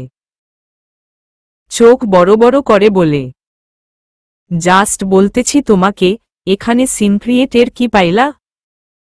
উদয় কথা ঘুরিয়ে বলে, বাদ দাও মিশি, শরীর খারাপ লাগছে খুব। বাসায় যাবে না? মিশি নিচু গলায় বলে, যাব পরে। তুমি ঘুমাও। উদয় আর কোনো জবাব দেয় না। চোখ বন্ধ করে ফেলে তার। প্রায় 2 ঘন্টা কেটে যায়। ঘড়ির কাঁটা 1:30 ছুঁই ছুঁই। মিশি এক ধ্যানে বসে উদয়কে দেখে যাচ্ছে আর উদয় ঘুমে কাতর। জানালা দিয়ে ঠান্ডা বাতাস বইতে শুরু করে। উদয় ঘুমের মধ্যেই কেঁপে ওঠে। মিশি জানালাটা বন্ধ করে দিয়ে নিজের গায়ের শালটা আরো শক্ত করে জড়িয়ে নেয়। বলা বাহুল্য, তারও বেশ শীত করছে। ঘড়িতে তাকাতেই দেখে রাত 1:25। মিশি ভাবে এখন বাসায় চলে যাওয়া উচিত তার। উদয়ের কপালে আলতো চুমু দিতেই দ্রুত মুখ সরিয়ে নেয় সে। প্রচণ্ড গরম কপাল। মিশি উদয়ের গলায় হাত দেয়। শরীরও গরম। মিশি আন্দাজ করে কম হলেও 1,03,104 জ্বর। মিশি চিন্তিত হয়ে পড়ে। এই অবস্থায় উদয়কে ছেড়ে যাওয়া ঠিক হবে কি? মিশি উঠে দাঁড়ায়। একবার উদয়ের দিকে তাকিয়ে দীর্ঘশ্বাস ফেলে একটা। তারপর এগোয় রান্নাঘরের দিকে। রান্নাঘরে যেতে হলে মইনুল সাহেবের ঘর হয়ে যেতে হয়। মিশি দেখে তিনি ঘুমিয়ে পড়েছে। মিশি তাকে ডাকে না, নিঃশব্দে রান্নাঘরে যায় সে। ছোট স্টিলের বাটিতে পানি নেয়। তারপর ফিরে আসে উদয়ের রুমে। বিছানার পাশেই গামছাটা অবহেলিত হয়ে পড়ে আছে। মিশি উঠায় সেটা। বাটির পানিতে গামছার এক মাথা ভিজিয়ে ভাঁজ করে উদয়ের কপালে চেপে ধরে। বারবার একইভাবে উদয়ের কপালে জলপট্টি দিতে থাকে মিশি। উদয় ঘুমের ঘোরেই মিশির এক হাত চেপে ধরে খুব শক্ত করে। ফজরের আজান পড়েছে কিছুক্ষণ আগে। রাতে উদয়ের কপালে জলপট্টি দিতে দিতেই মিশি ঘুমিয়ে পড়েছিল। আজান কানে আসতেই সে জেগে ওঠে। ফ্রেশ হয়ে অজু করে আসে মিশি। রিডিং টেবিলের উপর থেকে জায়নামাজ নিয়ে বিছিয়ে নেয়। ফজরের নামাজ আদায় করে সালাম ফেরাতেই উদয় দুর্বল গলায় বলে, তুমি বাসায় যাওনি এখনো? মিশি কথার জবাব দেয় না। মোনাজাত ধরে। মোনাজাতেই ফুপিয়ে কেঁদে উঠে সে। একটাই চাওয়া তার, উদয় সুস্থ হয়ে উঠুক। মোনাজাত শেষ করে উঠে দাঁড়াতেই উদয় আবার বলে, সকালের আলো ঠিক করে ফোটার আগেই চলে যাও মিশু। পরে কেউ দেখলে আবার অনেক কথা রটাবে। মিশি এবারও কোনো জবাব দেয় না। জায়নামাজ রেখে এসে উদয়ের পাশে বসে কপালে হাত দেয় তার। জ্বর অনেকটা কম এখন। মিশি কিছুটা শান্তি অনুভব করে। নিচু হয়ে উদয়ের কপালে চুমু খায় আলতো করে। তারপর বলে, বাসায় যাচ্ছি, 10টার দিকে আবার আসবো আমি। তুমি ঘুমাও উদু। আমি দোয়া করেছি, তুমি দ্রুত সুস্থ হয়ে যাবা দেখো। উদয় চুপ করে থাকে। মিশি উদয়ের কপালে চুলে নাকে মুখে হাত বুলিয়ে দেয়। উদয় আবেশে চোখ বন্ধ করে ফেলে। আসি। মিশি বেরিয়ে যায়। উদয় বিছানাতেই শুয়ে থাকে। ইচ্ছে করছে মিশিকে গিয়ে শক্ত করে জড়িয়ে ধরুক একবার। উঠার চেষ্টা করেও উঠতে পারে না উদয়ে। শরীরে এক বিন্দু শক্তি নেই তার। উদয়ের চোখ ছাপিয়ে জলে আসে। মনে মনে বলে, লাস্ট স্টেজের ব্লাড ক্যান্সারের রোগী কোনো দিন ভালো হয় না মিশি। সকাল 10টায় মিশি আর বকর মোল্লা উভয়ই আসেন উদয়ের সাথে দেখা করতে। উদয় তখন বিছানায় হেলান দিয়ে বসে গরম দুধ খাচ্ছিল। বকর মোল্লা উদয়ের পাশে বসে বলেন, এখন কেমন লাগছে ইয়ং ম্যান? উদয় মৃদু হেসে বলে, আগের চেয়ে কিছুটা বেটার আঙ্কেল। তুমি খুব দ্রুতই সুস্থ হয়ে উঠবা দোয়া করি। উত্তরে উদয় কোনো জবাব না দিয়ে স্মিত হাসে শুধু। বকর মোল্লাকে ইশারায় ডাকেন মইনুল সাহেব। তিনি উঠে দাঁড়ান। মিশিকে উদ্দেশ্য করে বলেন, তোমরা গল্প করো। আমি মইনুল ভাইয়ের হাতের চা খেয়ে আসি। উনার চা মিস করা যায় না। মইনুল সাহেব মুখে হাসি টেনে বলে। হ্যাঁ হ্যাঁ ভাইজান, আসুন না। বকর মোল্লা আর মইনুল সাহেব বেরিয়ে যান। রুমে থাকে শুধু মিশি আর উদয়। তারা চলে যেতেই মিশি উদয়ের পাশ ঘেঁষে বসে। উদয়ের চোখে চোখ রেখে বলে, সত্যিই ভালো আছো তো, নাকি বাবাকে মিথ্যে বললে? উদয় অবাক হওয়ার ভান করে বলে, মিথ্যে কেন বলতে যাব? আমি ঠিক আছি তো। সত্যি? মিশি উদয়ের কপালে হাত রেখে দেখে শরীরের তাপমাত্রা স্বাভাবিক। মিশি স্বস্তির নিঃশ্বাস ফেলে। এরপর দুজনেই কিছুক্ষণ চুপচাপ। হঠাৎই উদয় প্রশ্ন করে, আচ্ছা মিশু, ধরো তোমার কাছে জীবনের শেষ কিছু মুহূর্ত বাকি আছে। আর সেই সময়টুকু তুমি আমার সাথেই কাটাচ্ছ। কি কি করবা তখন? মিশি প্রথমে ভারী অবাক হয়, পরে নিজেকে স্বাভাবিক করে বলে, এটা কি ধরনের প্রশ্ন? উফফো, বলোই না। ধরো এমনই জানার জন্য করলাম। মিশি কথা না বলে ভাবে কিছুক্ষণ। তারপর বলে, আমি জানি না আমি কি করব। হয়তো তোমাকে শক্ত করে জড়িয়ে ধরব। এত শক্ত করে যে আমাদের মধ্যে থেকে বাতাসও যেতে পারবে না। হয়তো তোমার হাত ধরে থাকব, তোমাকে বলবো আমি চলে গেলে নিজেকে সামলে নিও। হয়তো বা কাঁদবো হাউমাউ করে। হয়তো তোমাকে বারবার বলবো, আমাকে যেতে দিও না, আমাকে আটকে রাখো। হয়তো বা অন্য কিছু করব। উফ, আমি জানি না আমি কি করব উদু। উদয় হেসে ফেলে মিশির বিরক্তি দেখে। মিশি কপাল কুঁচকে বলে, হেসো না তো। কিরকম একটা অদ্ভুত প্রশ্ন করছ। নিজের মাথাতেই ঢুকতেছে না যে কি জবাব দিব। উদয় মিশির কথা সম্পূর্ণ এড়িয়ে যায়। বলে, তবে আমি কি করব জানো? আমি তোমার কোলে মাথা রেখে শুয়ে থাকব, আর বলবো আমার কপালে খালি চুমু খাও। মিশি উদয়ের হাত শক্ত করে জড়িয়ে ধরে বলে, প্লিজ উল্টো পাল্টা কিছু বলো না তো।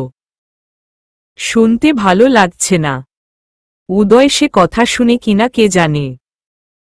উদয় উদাসী গলায় বলে, মিশু, যদি কখনো আমি তোমার থেকে অনেক দূরে চলে যাই, অনেক অনেক দূরে, তুমি নিজেকে সামলে নিবা তো? মিশি বাকরুদ্ধ হয়ে পড়ে উদয়ের কথা শুনে। এমনিতেই ছেলেটা অসুস্থ, তার উপর এসব উল্টো পাল্টা কথাবার্তা। মিশি ধমকে উঠে, তোকে আমি চুপ থাকতে বলছি কিন্তু উদু। মারব কিন্তু। চরম মারা মারব। উদয় জবাব দেয় না।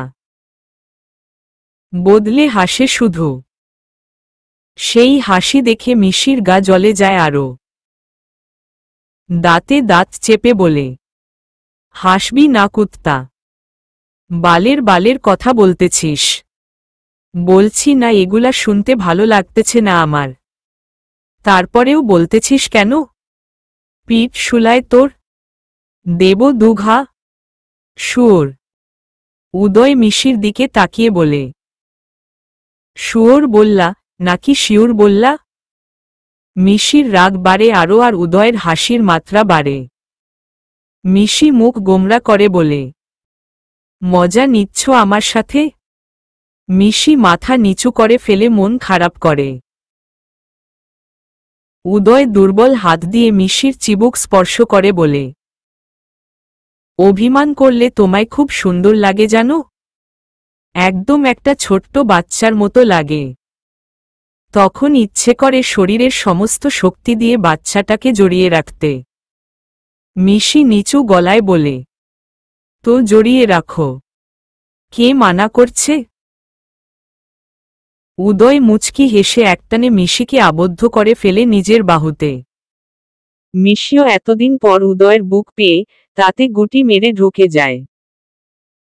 মইনুল সাহেব চায়ের কাপ বকর মোল্লার দিকে এগিয়ে দেয়। বকর মোল্লা বলেন, চা তো পরেও খাওয়া যাবে ভাই। আগে বলো কেন ডাকলা আমাকে? মইনুল সাহেব একটা দীর্ঘশ্বাস ফেলে বলেন, ভাইজান যেটা বলতে চাচ্ছি সেটা কতটুকু সঠিক আমি জানি না, কিন্তু আমার মনে হলো বলাটা দরকার আপনাকে। বকর মোল্লা মইনুল সাহেবের হাতের উপর হাত রেখে বলেন, জরুরি কিছু? মইনুল সাহেব মাথা ঝাঁকান। সেদিন তো আপনিও ছিলেন ডাক্তারের সাথে, আপনিও তো জানেন উদয়ের ব্লাড ক্যান্সারের কথা। এরপরেও কিভাবে মিশিকে উদয়ের সাথে মিশতে দিচ্ছেন? বকর মোল্লা গম্ভীর মুখে বলেন, ক্যান্সার তো ছোঁয়াচে রোগ না যে মিশিরও হয়ে যাবে। আহা, আমি সেটা বলছি না যে মিশিরও হবে, আমি বলছি অন্য কথা। ভেঙে বলো ভাই। মইনুল সাহেব আবারও একটা দীর্ঘশ্বাস ফেলেন। ভাইজান, উদয়ের বাঁচার কোনো গ্যারান্টি নেই, অথচ মিশি যেভাবে পাগলের মতো ভালোবাসে উদয়কে, ও কখনো ছেড়ে যাবে না উদয়কে। আর উদয়ের মৃত্যুর পর নিজেও থেমে যাবে আজীবনের মতো। আমি মিশিকেও ভীষণ ভালোবাসি। তাই আমি চাই আপনি মিশিকে সরিয়ে নিন উদয়ের থেকে, ওকে অন্য কোথাও নিয়ে যান। আর যাই হোক, মিশির জীবন তো থেমে যাবে না, সে অন্য কারো সাথে সুখী হতে পারবে। বকর মোল্লা গম্ভীর গলায় বলেন, আর তোমার মনে হয় যে আমি মিশিকে বললেই সে চলে যেতে চাইবে আমার সাথে অন্য কোথাও, উদয়কে ছেড়ে? সেই ব্যবস্থাও করেছি আমি। আমার এক ফুফাতো বোনের মেয়ের আছে, সে আসবে আমাদের বাসায়। উদয় এমন ভাব করবে যে উদয় সেই মেয়েকে পছন্দ করে ফেলেছে। এতে মিশি কষ্ট পেলেও তা সাময়িক হবে ভাইজান। বকর মোল্লা শান্ত গলায় বলে, উদয় জানে এসব ব্যাপারে? ওই বলেছে এসব করতে। ও চায় না ওর কারণে মিশির জীবনটা থেমে থাকুক ভাইজান। বকর মোল্লার বুক চিরে দীর্ঘশ্বাস বেরিয়ে আসে। কত ভালো ছিল ছেলে মেয়ে দুইটা, কোথা থেকে কি যে হয়ে গেল। বকর মোল্লা ঠান্ডা হওয়া চায়ের কাপে চুমুক দিয়ে বলেন, আচ্ছা, তুমি যেমনটা বললে ভাই তেমনটাই করব। উদয় কেশে উঠতেই মিশি ছেড়ে দেয় তাকে।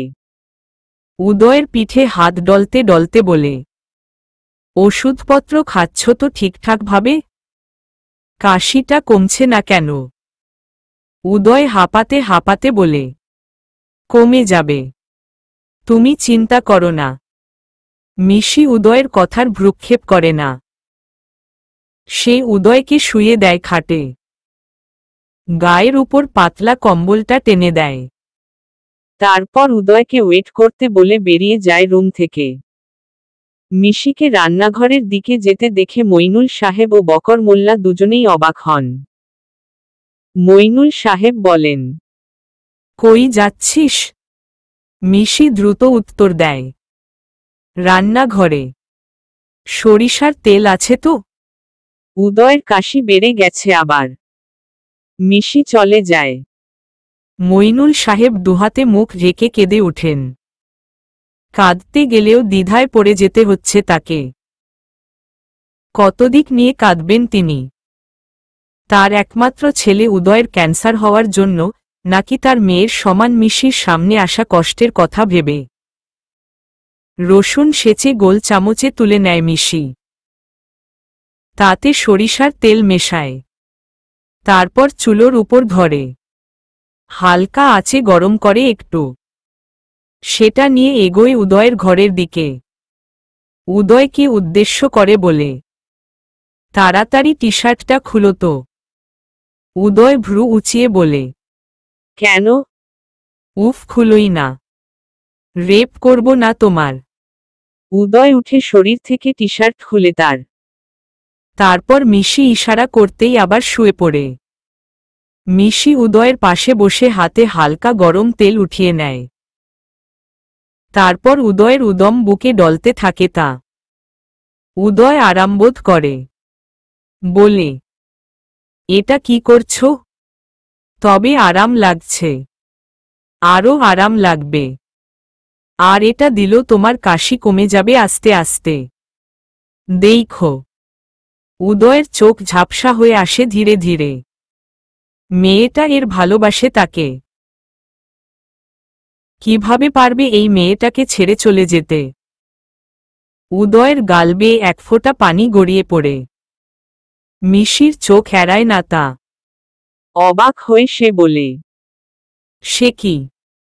কাঁদছ কেন তুমি? উদয় ভাঙা গলায় বলে। কাঁদছি না। চোখে কি যেন ময়লা পড়েছে। মিশি চুপ করে উদয়ের দিকে তাকিয়ে থাকে। উদয় ভ্রু কুঁচকে বলে। কি? তোমাকে খুব অচেনা অচেনা লাগছে জানো। কিরকম জানি পর হয়ে গেছো তুমি। সহজে একটা সত্যি কথা বলতে চাও না। উদয় অন্যদিকে মুখ ঘুরিয়ে বলে। কি মিথ্যে বললাম? এই যে কাঁদছ কিন্তু সেটাও এড়াচ্ছ। আচ্ছা উদু, একটা সত্যি করে কথা বলবা? কি? তোমার বড় কোনো কিছু হয়নি তো? উদয় থম মেরে যায়। মিশি আবার বলে। দিন দিন শুকিয়ে যাচ্ছ, চেহারা তো ভেঙেই গেছে, চোখের নিচে কালি জমতেছে, অথচ আমি জিজ্ঞেস করলে কিছুই বলছো না। বলো না উদু, কি হইছে তোমার? উদয় জোর করে হাসার চেষ্টা করে বলে। ক্যান্সার হয়েছে, ক্যান্সার। কথাটা বলেই গা দুলিয়ে হাসে উদয়। মিশি উদয়ের মুখ চেপে ধরে বলে। ফালতু কথা একদম বলবা না। ক্যান্সার আমার সূত্র না হোক, আমিন। আর ক্যান্সার নিয়েও মজা করো না? কুত্তা। উঠো, গোসল দিবা না? আমি গরম পানি করে দিব? উদয় বালিশে হেলান দিয়ে বসে বলে। দাও, রোদ থাকতে থাকতে গোসলটা সেরেই ফেলি। সময় প্রবহমান। সময় নিজ গতিতে গড়িয়ে চলে। দেখতে দেখতে 15 দিন কেটে যায়। এই 15 দিনে মিশি কলেজ যায়নি, পড়ালেখা শিখেই উঠেছে তার। আঠার মতো লেগেছিল উদয়ের সাথে শুধু। উদয়ের যা যা প্রয়োজন সব করেছে মিশি। একদম বউয়ের মতো করে খেয়াল রেখেছে তার। উদয় মাঝে মাঝে মিশিকে দেখলে ভারী অবাক হয়। এইটুকুন একটা মেয়ে, অথচ এত বড় বড় কাজ কি করে উদয়ের জানা নেই। এদিকে মিশি বেশ চিন্তিত। কোনোভাবেই উদয়ের শরীরের উন্নতি হচ্ছে না। তার উপর কি সব ভারী ভারী ওষুধ খাওয়াতে হয় তাকে। মিশি অনেকবার জিজ্ঞেস করেছে ওষুধগুলো কিসের। মইনুল সাহেব বারবার বলেছে উদয়ের দুর্বলতা আর জ্বরের কারণে। কিন্তু মিশির সন্দেহ যায়নি। সামান্য শরীর দুর্বল হলে মানুষকে এত ওষুধ খাওয়াতে হয়? সকালবেলা মিশি উদয়ের জন্য পরোটা ভাজছিল। হঠাৎ কলিং বেল বেজে ওঠে। মইনুল সাহেব ঘরে নেই। উদয় ঘুমোচ্ছে। মিশি চুলোর আঁচ কমিয়ে দরজা খুলতে যায়। দরজা খুলতেই অবাক হয়ে যায় সে। একটা মেয়ে দাঁড়ানো। মইনুল চাচা নেই? মিশি মাথা ঝাঁকিয়ে উত্তর দেয়। আছে। মেয়েটা ভেতরে আসে। সোফায় বসে। মিশি দৌড়ে গিয়ে চুলোর জাল নিভিয়ে আসে। মেয়েটা আবার বলে। উদয় কোথায়? মিশি ভ্রু কুঁচকে বলে। তুমি কে? মেয়েটা উত্তর দেওয়ার আগেই মইনুল সাহেব ভেতরে ঢোকেন। মেয়েটাকে দেখে মিশিকে উদ্দেশ্য করে বলেন, ও আমার ফুপাতো বোনের মেয়ে পরন্ত। ওর সাথেই তো উদয়ের বিয়ের ব্যাপারে কথা চলছে বুঝলি মিশি। আমার বোন চাচ্ছে এখনই আকদটা করে রাখতে। পরে না হয় ওকে তুলে নিয়ে আসবো পরন্তকে। তোর কি মতামত পরন্ত? পরন্ত মাথায় ওড়না টেনে লাজুক কণ্ঠে বলে, আপনারা যা ভালো বুঝেন চাচা, আমি আর কি বলবো। এখনো চাচা কি রে, বাবা বলে ডাকতে পারিস না? পরন্ত নতজানু হয়ে বলে, হুম বাবা। মিশির মাথায় বাজ পড়ে যেন। এসব কি হচ্ছে? মিশি চোখ বড় বড় করে বলে, মইনুল কাকু, তুমি কি বলছো এসব? ওর সাথে উদয়ের বিয়ে মানে? মইনুল সাহেব সোফায় বসে বলেন, তোকে জানানো হয়নি? ওর সাথে উদয়ের বিয়ে ঠিক করে রাখা ছিল। তুই কষ্ট পাবি দেখে এতদিন তোকে জানাইনি, কিন্তু এখন না জানিয়ে আর উপায় নেই। ওর মা ভীষণ তাগাদা দিচ্ছে আগদের জন্য। মিশি ছলছল চোখে বলে, আর এখন কি কষ্ট হচ্ছে না কাকু? মইনুল সাহেব জবাব দেন না, মাথা নিচু করে বসে থাকেন। মিশি এক দৌড়ে উদয়ের রুমে যায়। উদয় ঘুমোচ্ছিল তখন। উদয়কে টান দিয়ে খাটে উঠিয়ে বসায়। আচমকা ঘুম ভাঙায় উদয় ঘাবড়ে যায়। মিশির দিকে তাকিয়ে বলে, কি ব্যাপার? কি হইছে? মিশি হাউমাউ করে কেঁদে ওঠে। উদয় বোবা বনে যায়। মিশি কাঁদতে কাঁদতে বলে, তোমার বাবা এসব কি শুরু করছে উদু? কোনো পরন্ত নামের মেয়ে আসছে, তার সাথে নাকি তোমার বিয়ে দিবে। মইনুল কাকুর মাথা খারাপ হয়ে গেছে নাকি? উদয় গম্ভীর মুখে বলে, কথা সত্যি মিশি। মিশির কান্না বন্ধ হয়ে যায়। থতমত খায় যেন। অবাক হয়ে বলে, কি? হুম, অনেক আগে থেকেই ওর সাথে আমার বিয়ে ঠিক হয়ে আছে মিশি। মিশি গলা খাকারি দিয়ে বলে, তাহলে আমার সাথে কেন ভালোবেসেছিলে? কেন ঠকালে আমায়? উদয় বিরক্তির গলায় বলে, আস্তে মিশি, এত চেঁচামেচি করো না, বিরক্ত লাগছে। এখন তো আরেকজন এসে গেছে। আমাকে তো বিরক্ত লাগবেই এখন। মিশি। কি মিশি? আমার নাম উচ্চারণ করবে না বলে দিলাম। আমার সাথে প্রেমের অভিনয় করলা এতদিন? এত বড় ধোঁকা কি করে দিতে পারলা উদয়? উদয় চুপ করে থাকে। মিশি বলেই চলে, আই হেট ইউ উদয়। তুমি কোনো দিন যেন সুখী না হও। আমার অভিশাপ লাগুক তোমার উপর। আল্লাহ সইবে না। দেখে নিও। মিশি চোখ মুছতে মুছতে বের হয়ে যায় রুম থেকে। মিশিকে বের হতে দেখে মইনুল সাহেব আর পরন্ত দুজনেই উঠে দাঁড়ায়। মিশি তাদের উপেক্ষা করে বেরিয়ে যায় বাসা থেকে। মিশি চলে যেতেই মইনুল সাহেব ধপ করে সোফায় বসে পড়েন। পরন্ত তার দিকে ফিরে বলে, চাচা, সামলাও নিজেকে। মইনুল সাহেব দুহাতে মুখ ঢেকে বলেন, নিজের ছেলে মেয়ের এ ধরনের কষ্ট আমি সইতে পারছি না মা। আল্লাহ এ কি পরীক্ষা নিচ্ছে আমার। কি পরীক্ষা নিচ্ছে আমার?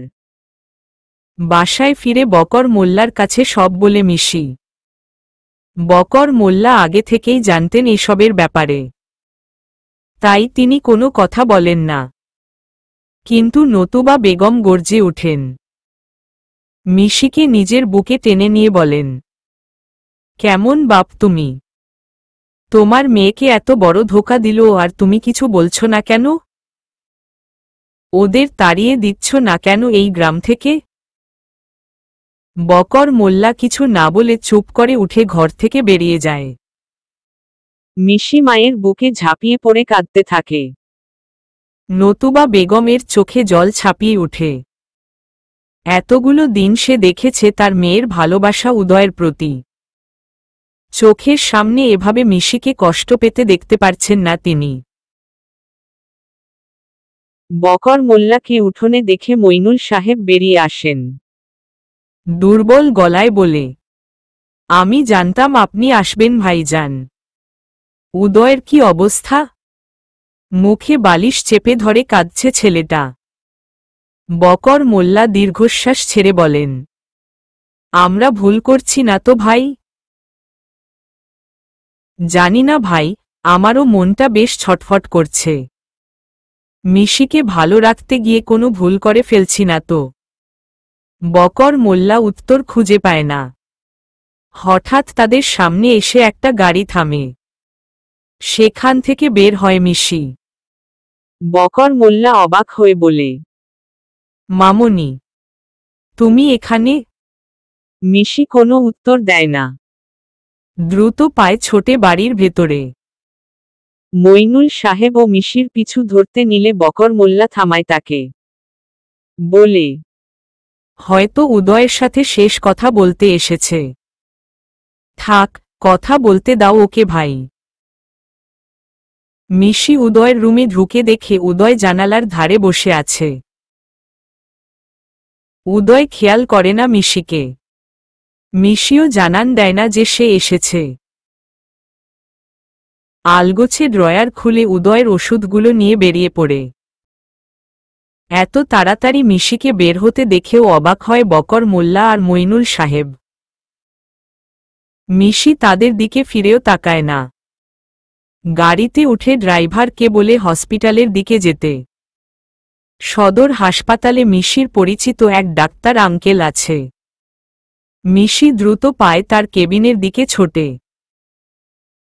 ডাক্তার আনিস তখন রোগী দেখায় ব্যস্ত।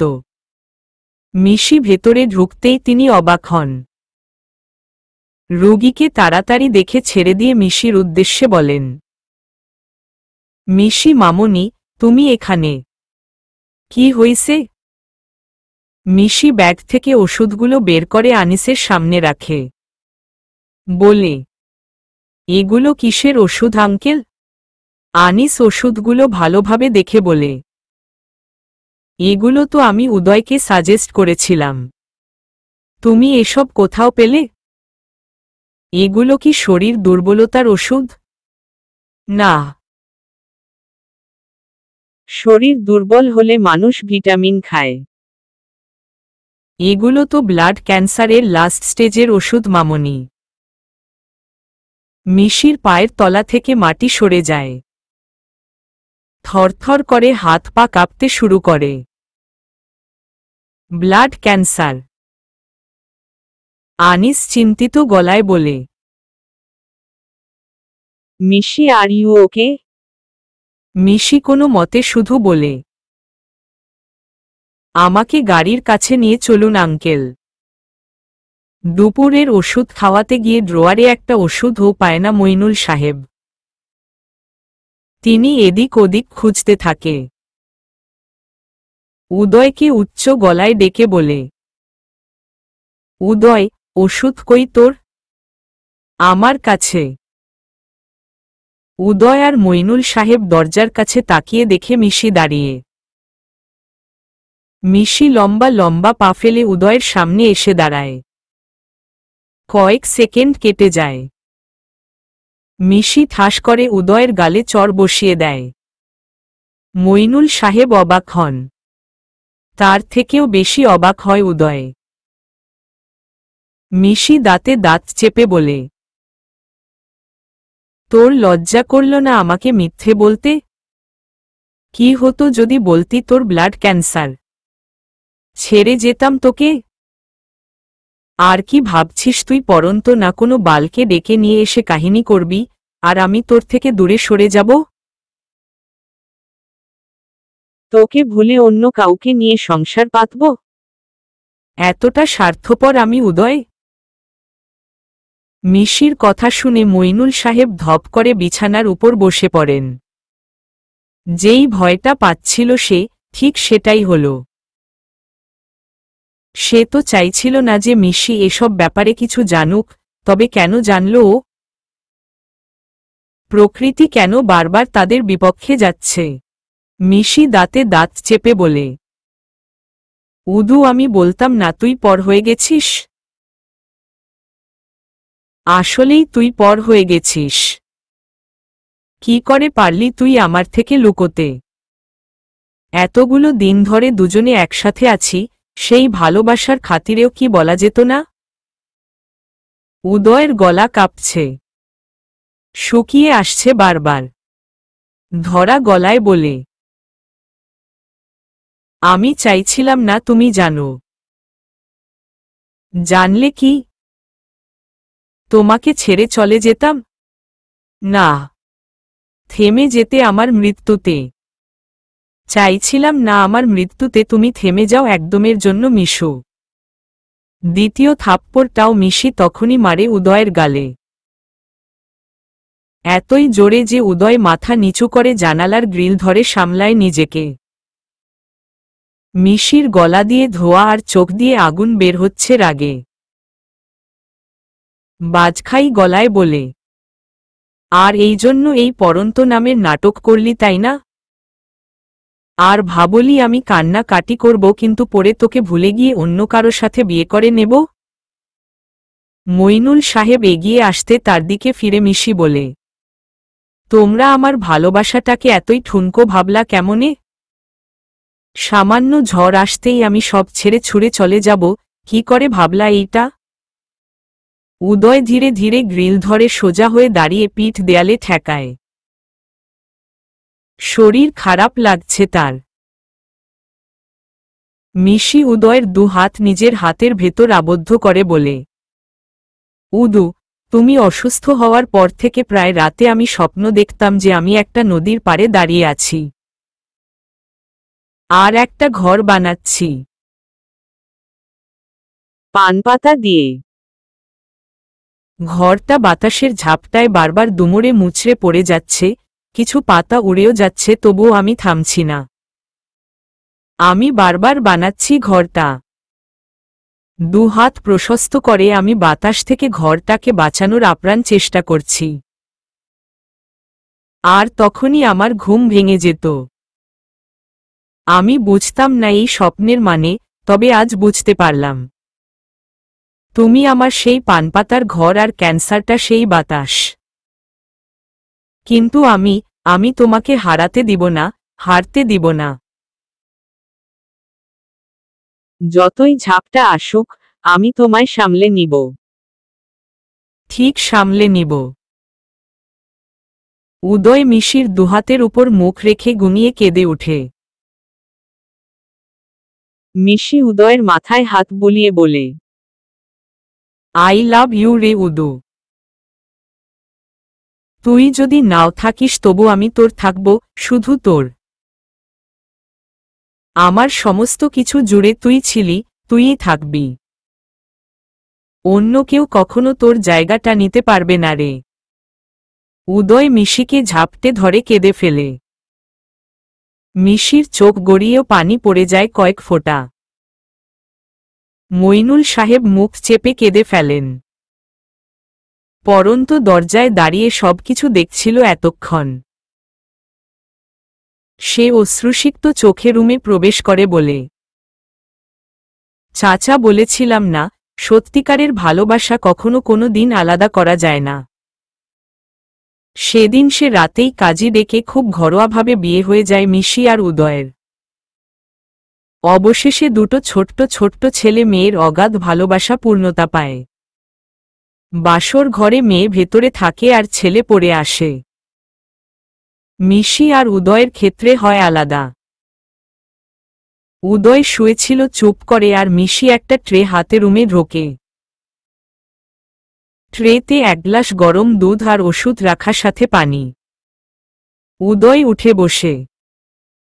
মিশি দুধের গ্লাসটুকু এগিয়ে দেয় উদয়ের দিকে।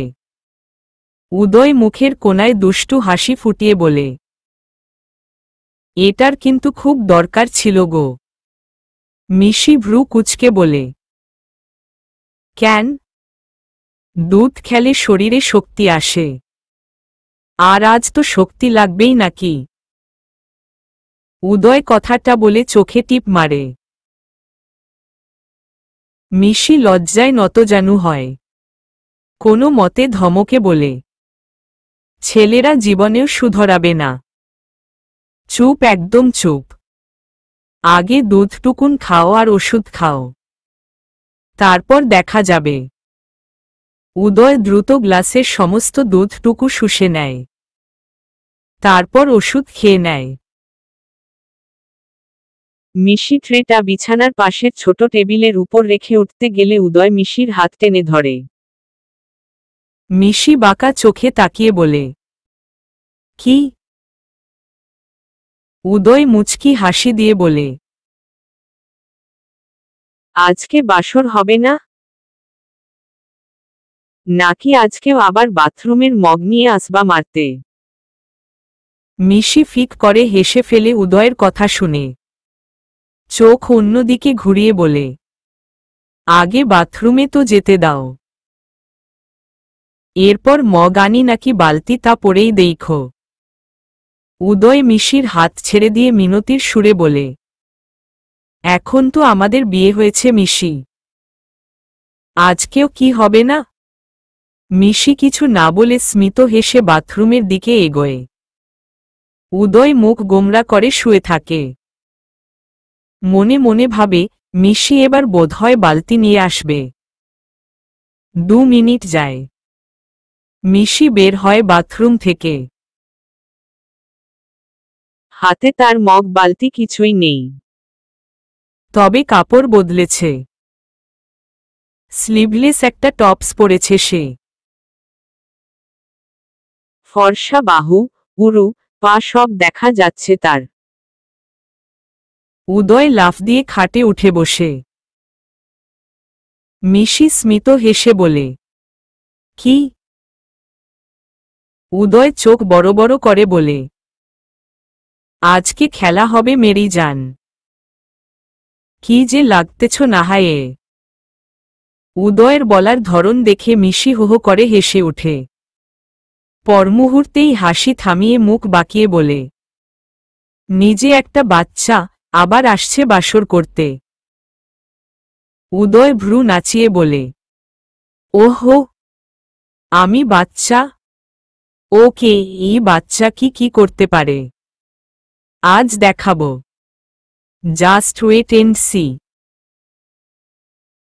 মিশি কিছু বলতে নেওয়ার আগেই উদয় তাকে চেপে ধরে খাটে শোয়ায়। তারপর মিশির ঠোঁটজোড়া নিজের ঠোঁটের মাঝে ডুবিয়ে নেয়।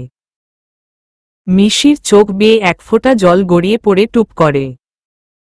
এত সুখ, এত শান্তি আসব কি মিশির কপালে সইবে? শেষ পর্যন্ত মিশির কপালে সুখ সয় না। 4 মাস পর উদয় মারা যায়। তখন মিশির পেটে উদয়ের বাচ্চার বয়স 17 দিন। উদয়ের মৃত্যুতে মিশি কাঁদে না। সে জানত একদিন উদয় চলে যাবে। ক্যান্সারের রোগীরা এমনি হয়, সবাইকে ফাঁকি দিয়ে একদিন চলে যায়। মিশি আগে থেকেই সব জেনে নিজেকে শক্ত করে নিয়েছিল। উদয়ের কবরের মাটি ছুঁয়ে শপথ করে, উদয়ের দেওয়া শেষ এবং সবচেয়ে বড় উপহার তাদের বাচ্চাকে বুকে আগলেই মিশি আজীবন বাঁচবে। 10 বছর পর মিশি তাদের গ্রামেই ছোট্ট একটা বোর্ডিং স্কুল খুলেছে বাচ্চাদের জন্য। স্কুলের নাম রেখেছে পানপাতার ঘর। অবশ্য স্কুলটাকে সাজিয়েছেও একদম পানপাতার মতো করেই। এই স্কুল আর মালিয়াতকে নিয়েই সময় কেটে যায় তার। মালিয়াত দৌড়ে এসে মিশিকে ঝাপটে ধরে বলে, আম্মি আইসক্রিম খাবো। মিশি বাচ্চাদের পরীক্ষার খাতা দেখছিল। খাতার ভেতরেই মুখ গুজে বলে, ঠান্ডা লাগবে তোমার, কোনো আইসক্রিম খাওয়া খাওয়ি চলবে না। মালিয়াত গাল ফুলিয়ে বলে, দিবা না? মিশি মালিয়াতের দিকে মুখ করে বলে, না। মালিয়াত আর এক মুহূর্ত অপেক্ষা না করে মেঝেতে শুয়ে পড়ে হাত পা এদিক ওদিক ছুড়াছুড়ি করতে করতে বলে, ভালোই ভালোই দাও, নয়তো নাগিন ডান্স দেওয়া বন্ধ করব না। হু। মিশি খিলখিল করে হেসে ওঠে। মেয়েটা হয়েছেও একদমই কদম বাপের মতো। মিশি 5 টাকার নোট মালিয়াতের হাতে ধরিয়ে দেয়। মালিয়াত খুশিতে ডগমগ হয়ে দৌড় দেয়। মিশি উঠে গিয়ে 1 কাপ কফি বানিয়ে নেয়। তারপর উদয়ের ছবিটা নিজের কোলের উপর নিয়ে বারান্দায় বসে। ভালো না লাগলে সে প্রায় সময় কফি হাতে উদয়ের ছবির সাথে গল্প করে। আজও করবে। মিশি কফিতে চুমুক দিয়ে বলে, কতদিন হলো তোমার ছোঁয়া পাই না, একটু ছুঁয়ে যাও না উদু। সাথে সাথেই কোথা থেকে একদলা বাতাস এসে মিশির নাক মুখ চোখ ছুঁয়ে যায়। মিশি হালকা শিউরে উঠে। আই লাভ ইউ উদয়, আর রেলি লাই ইউ বলে মিশি আবার কফির মগে চুমুক দেয়। সমাপ্ত।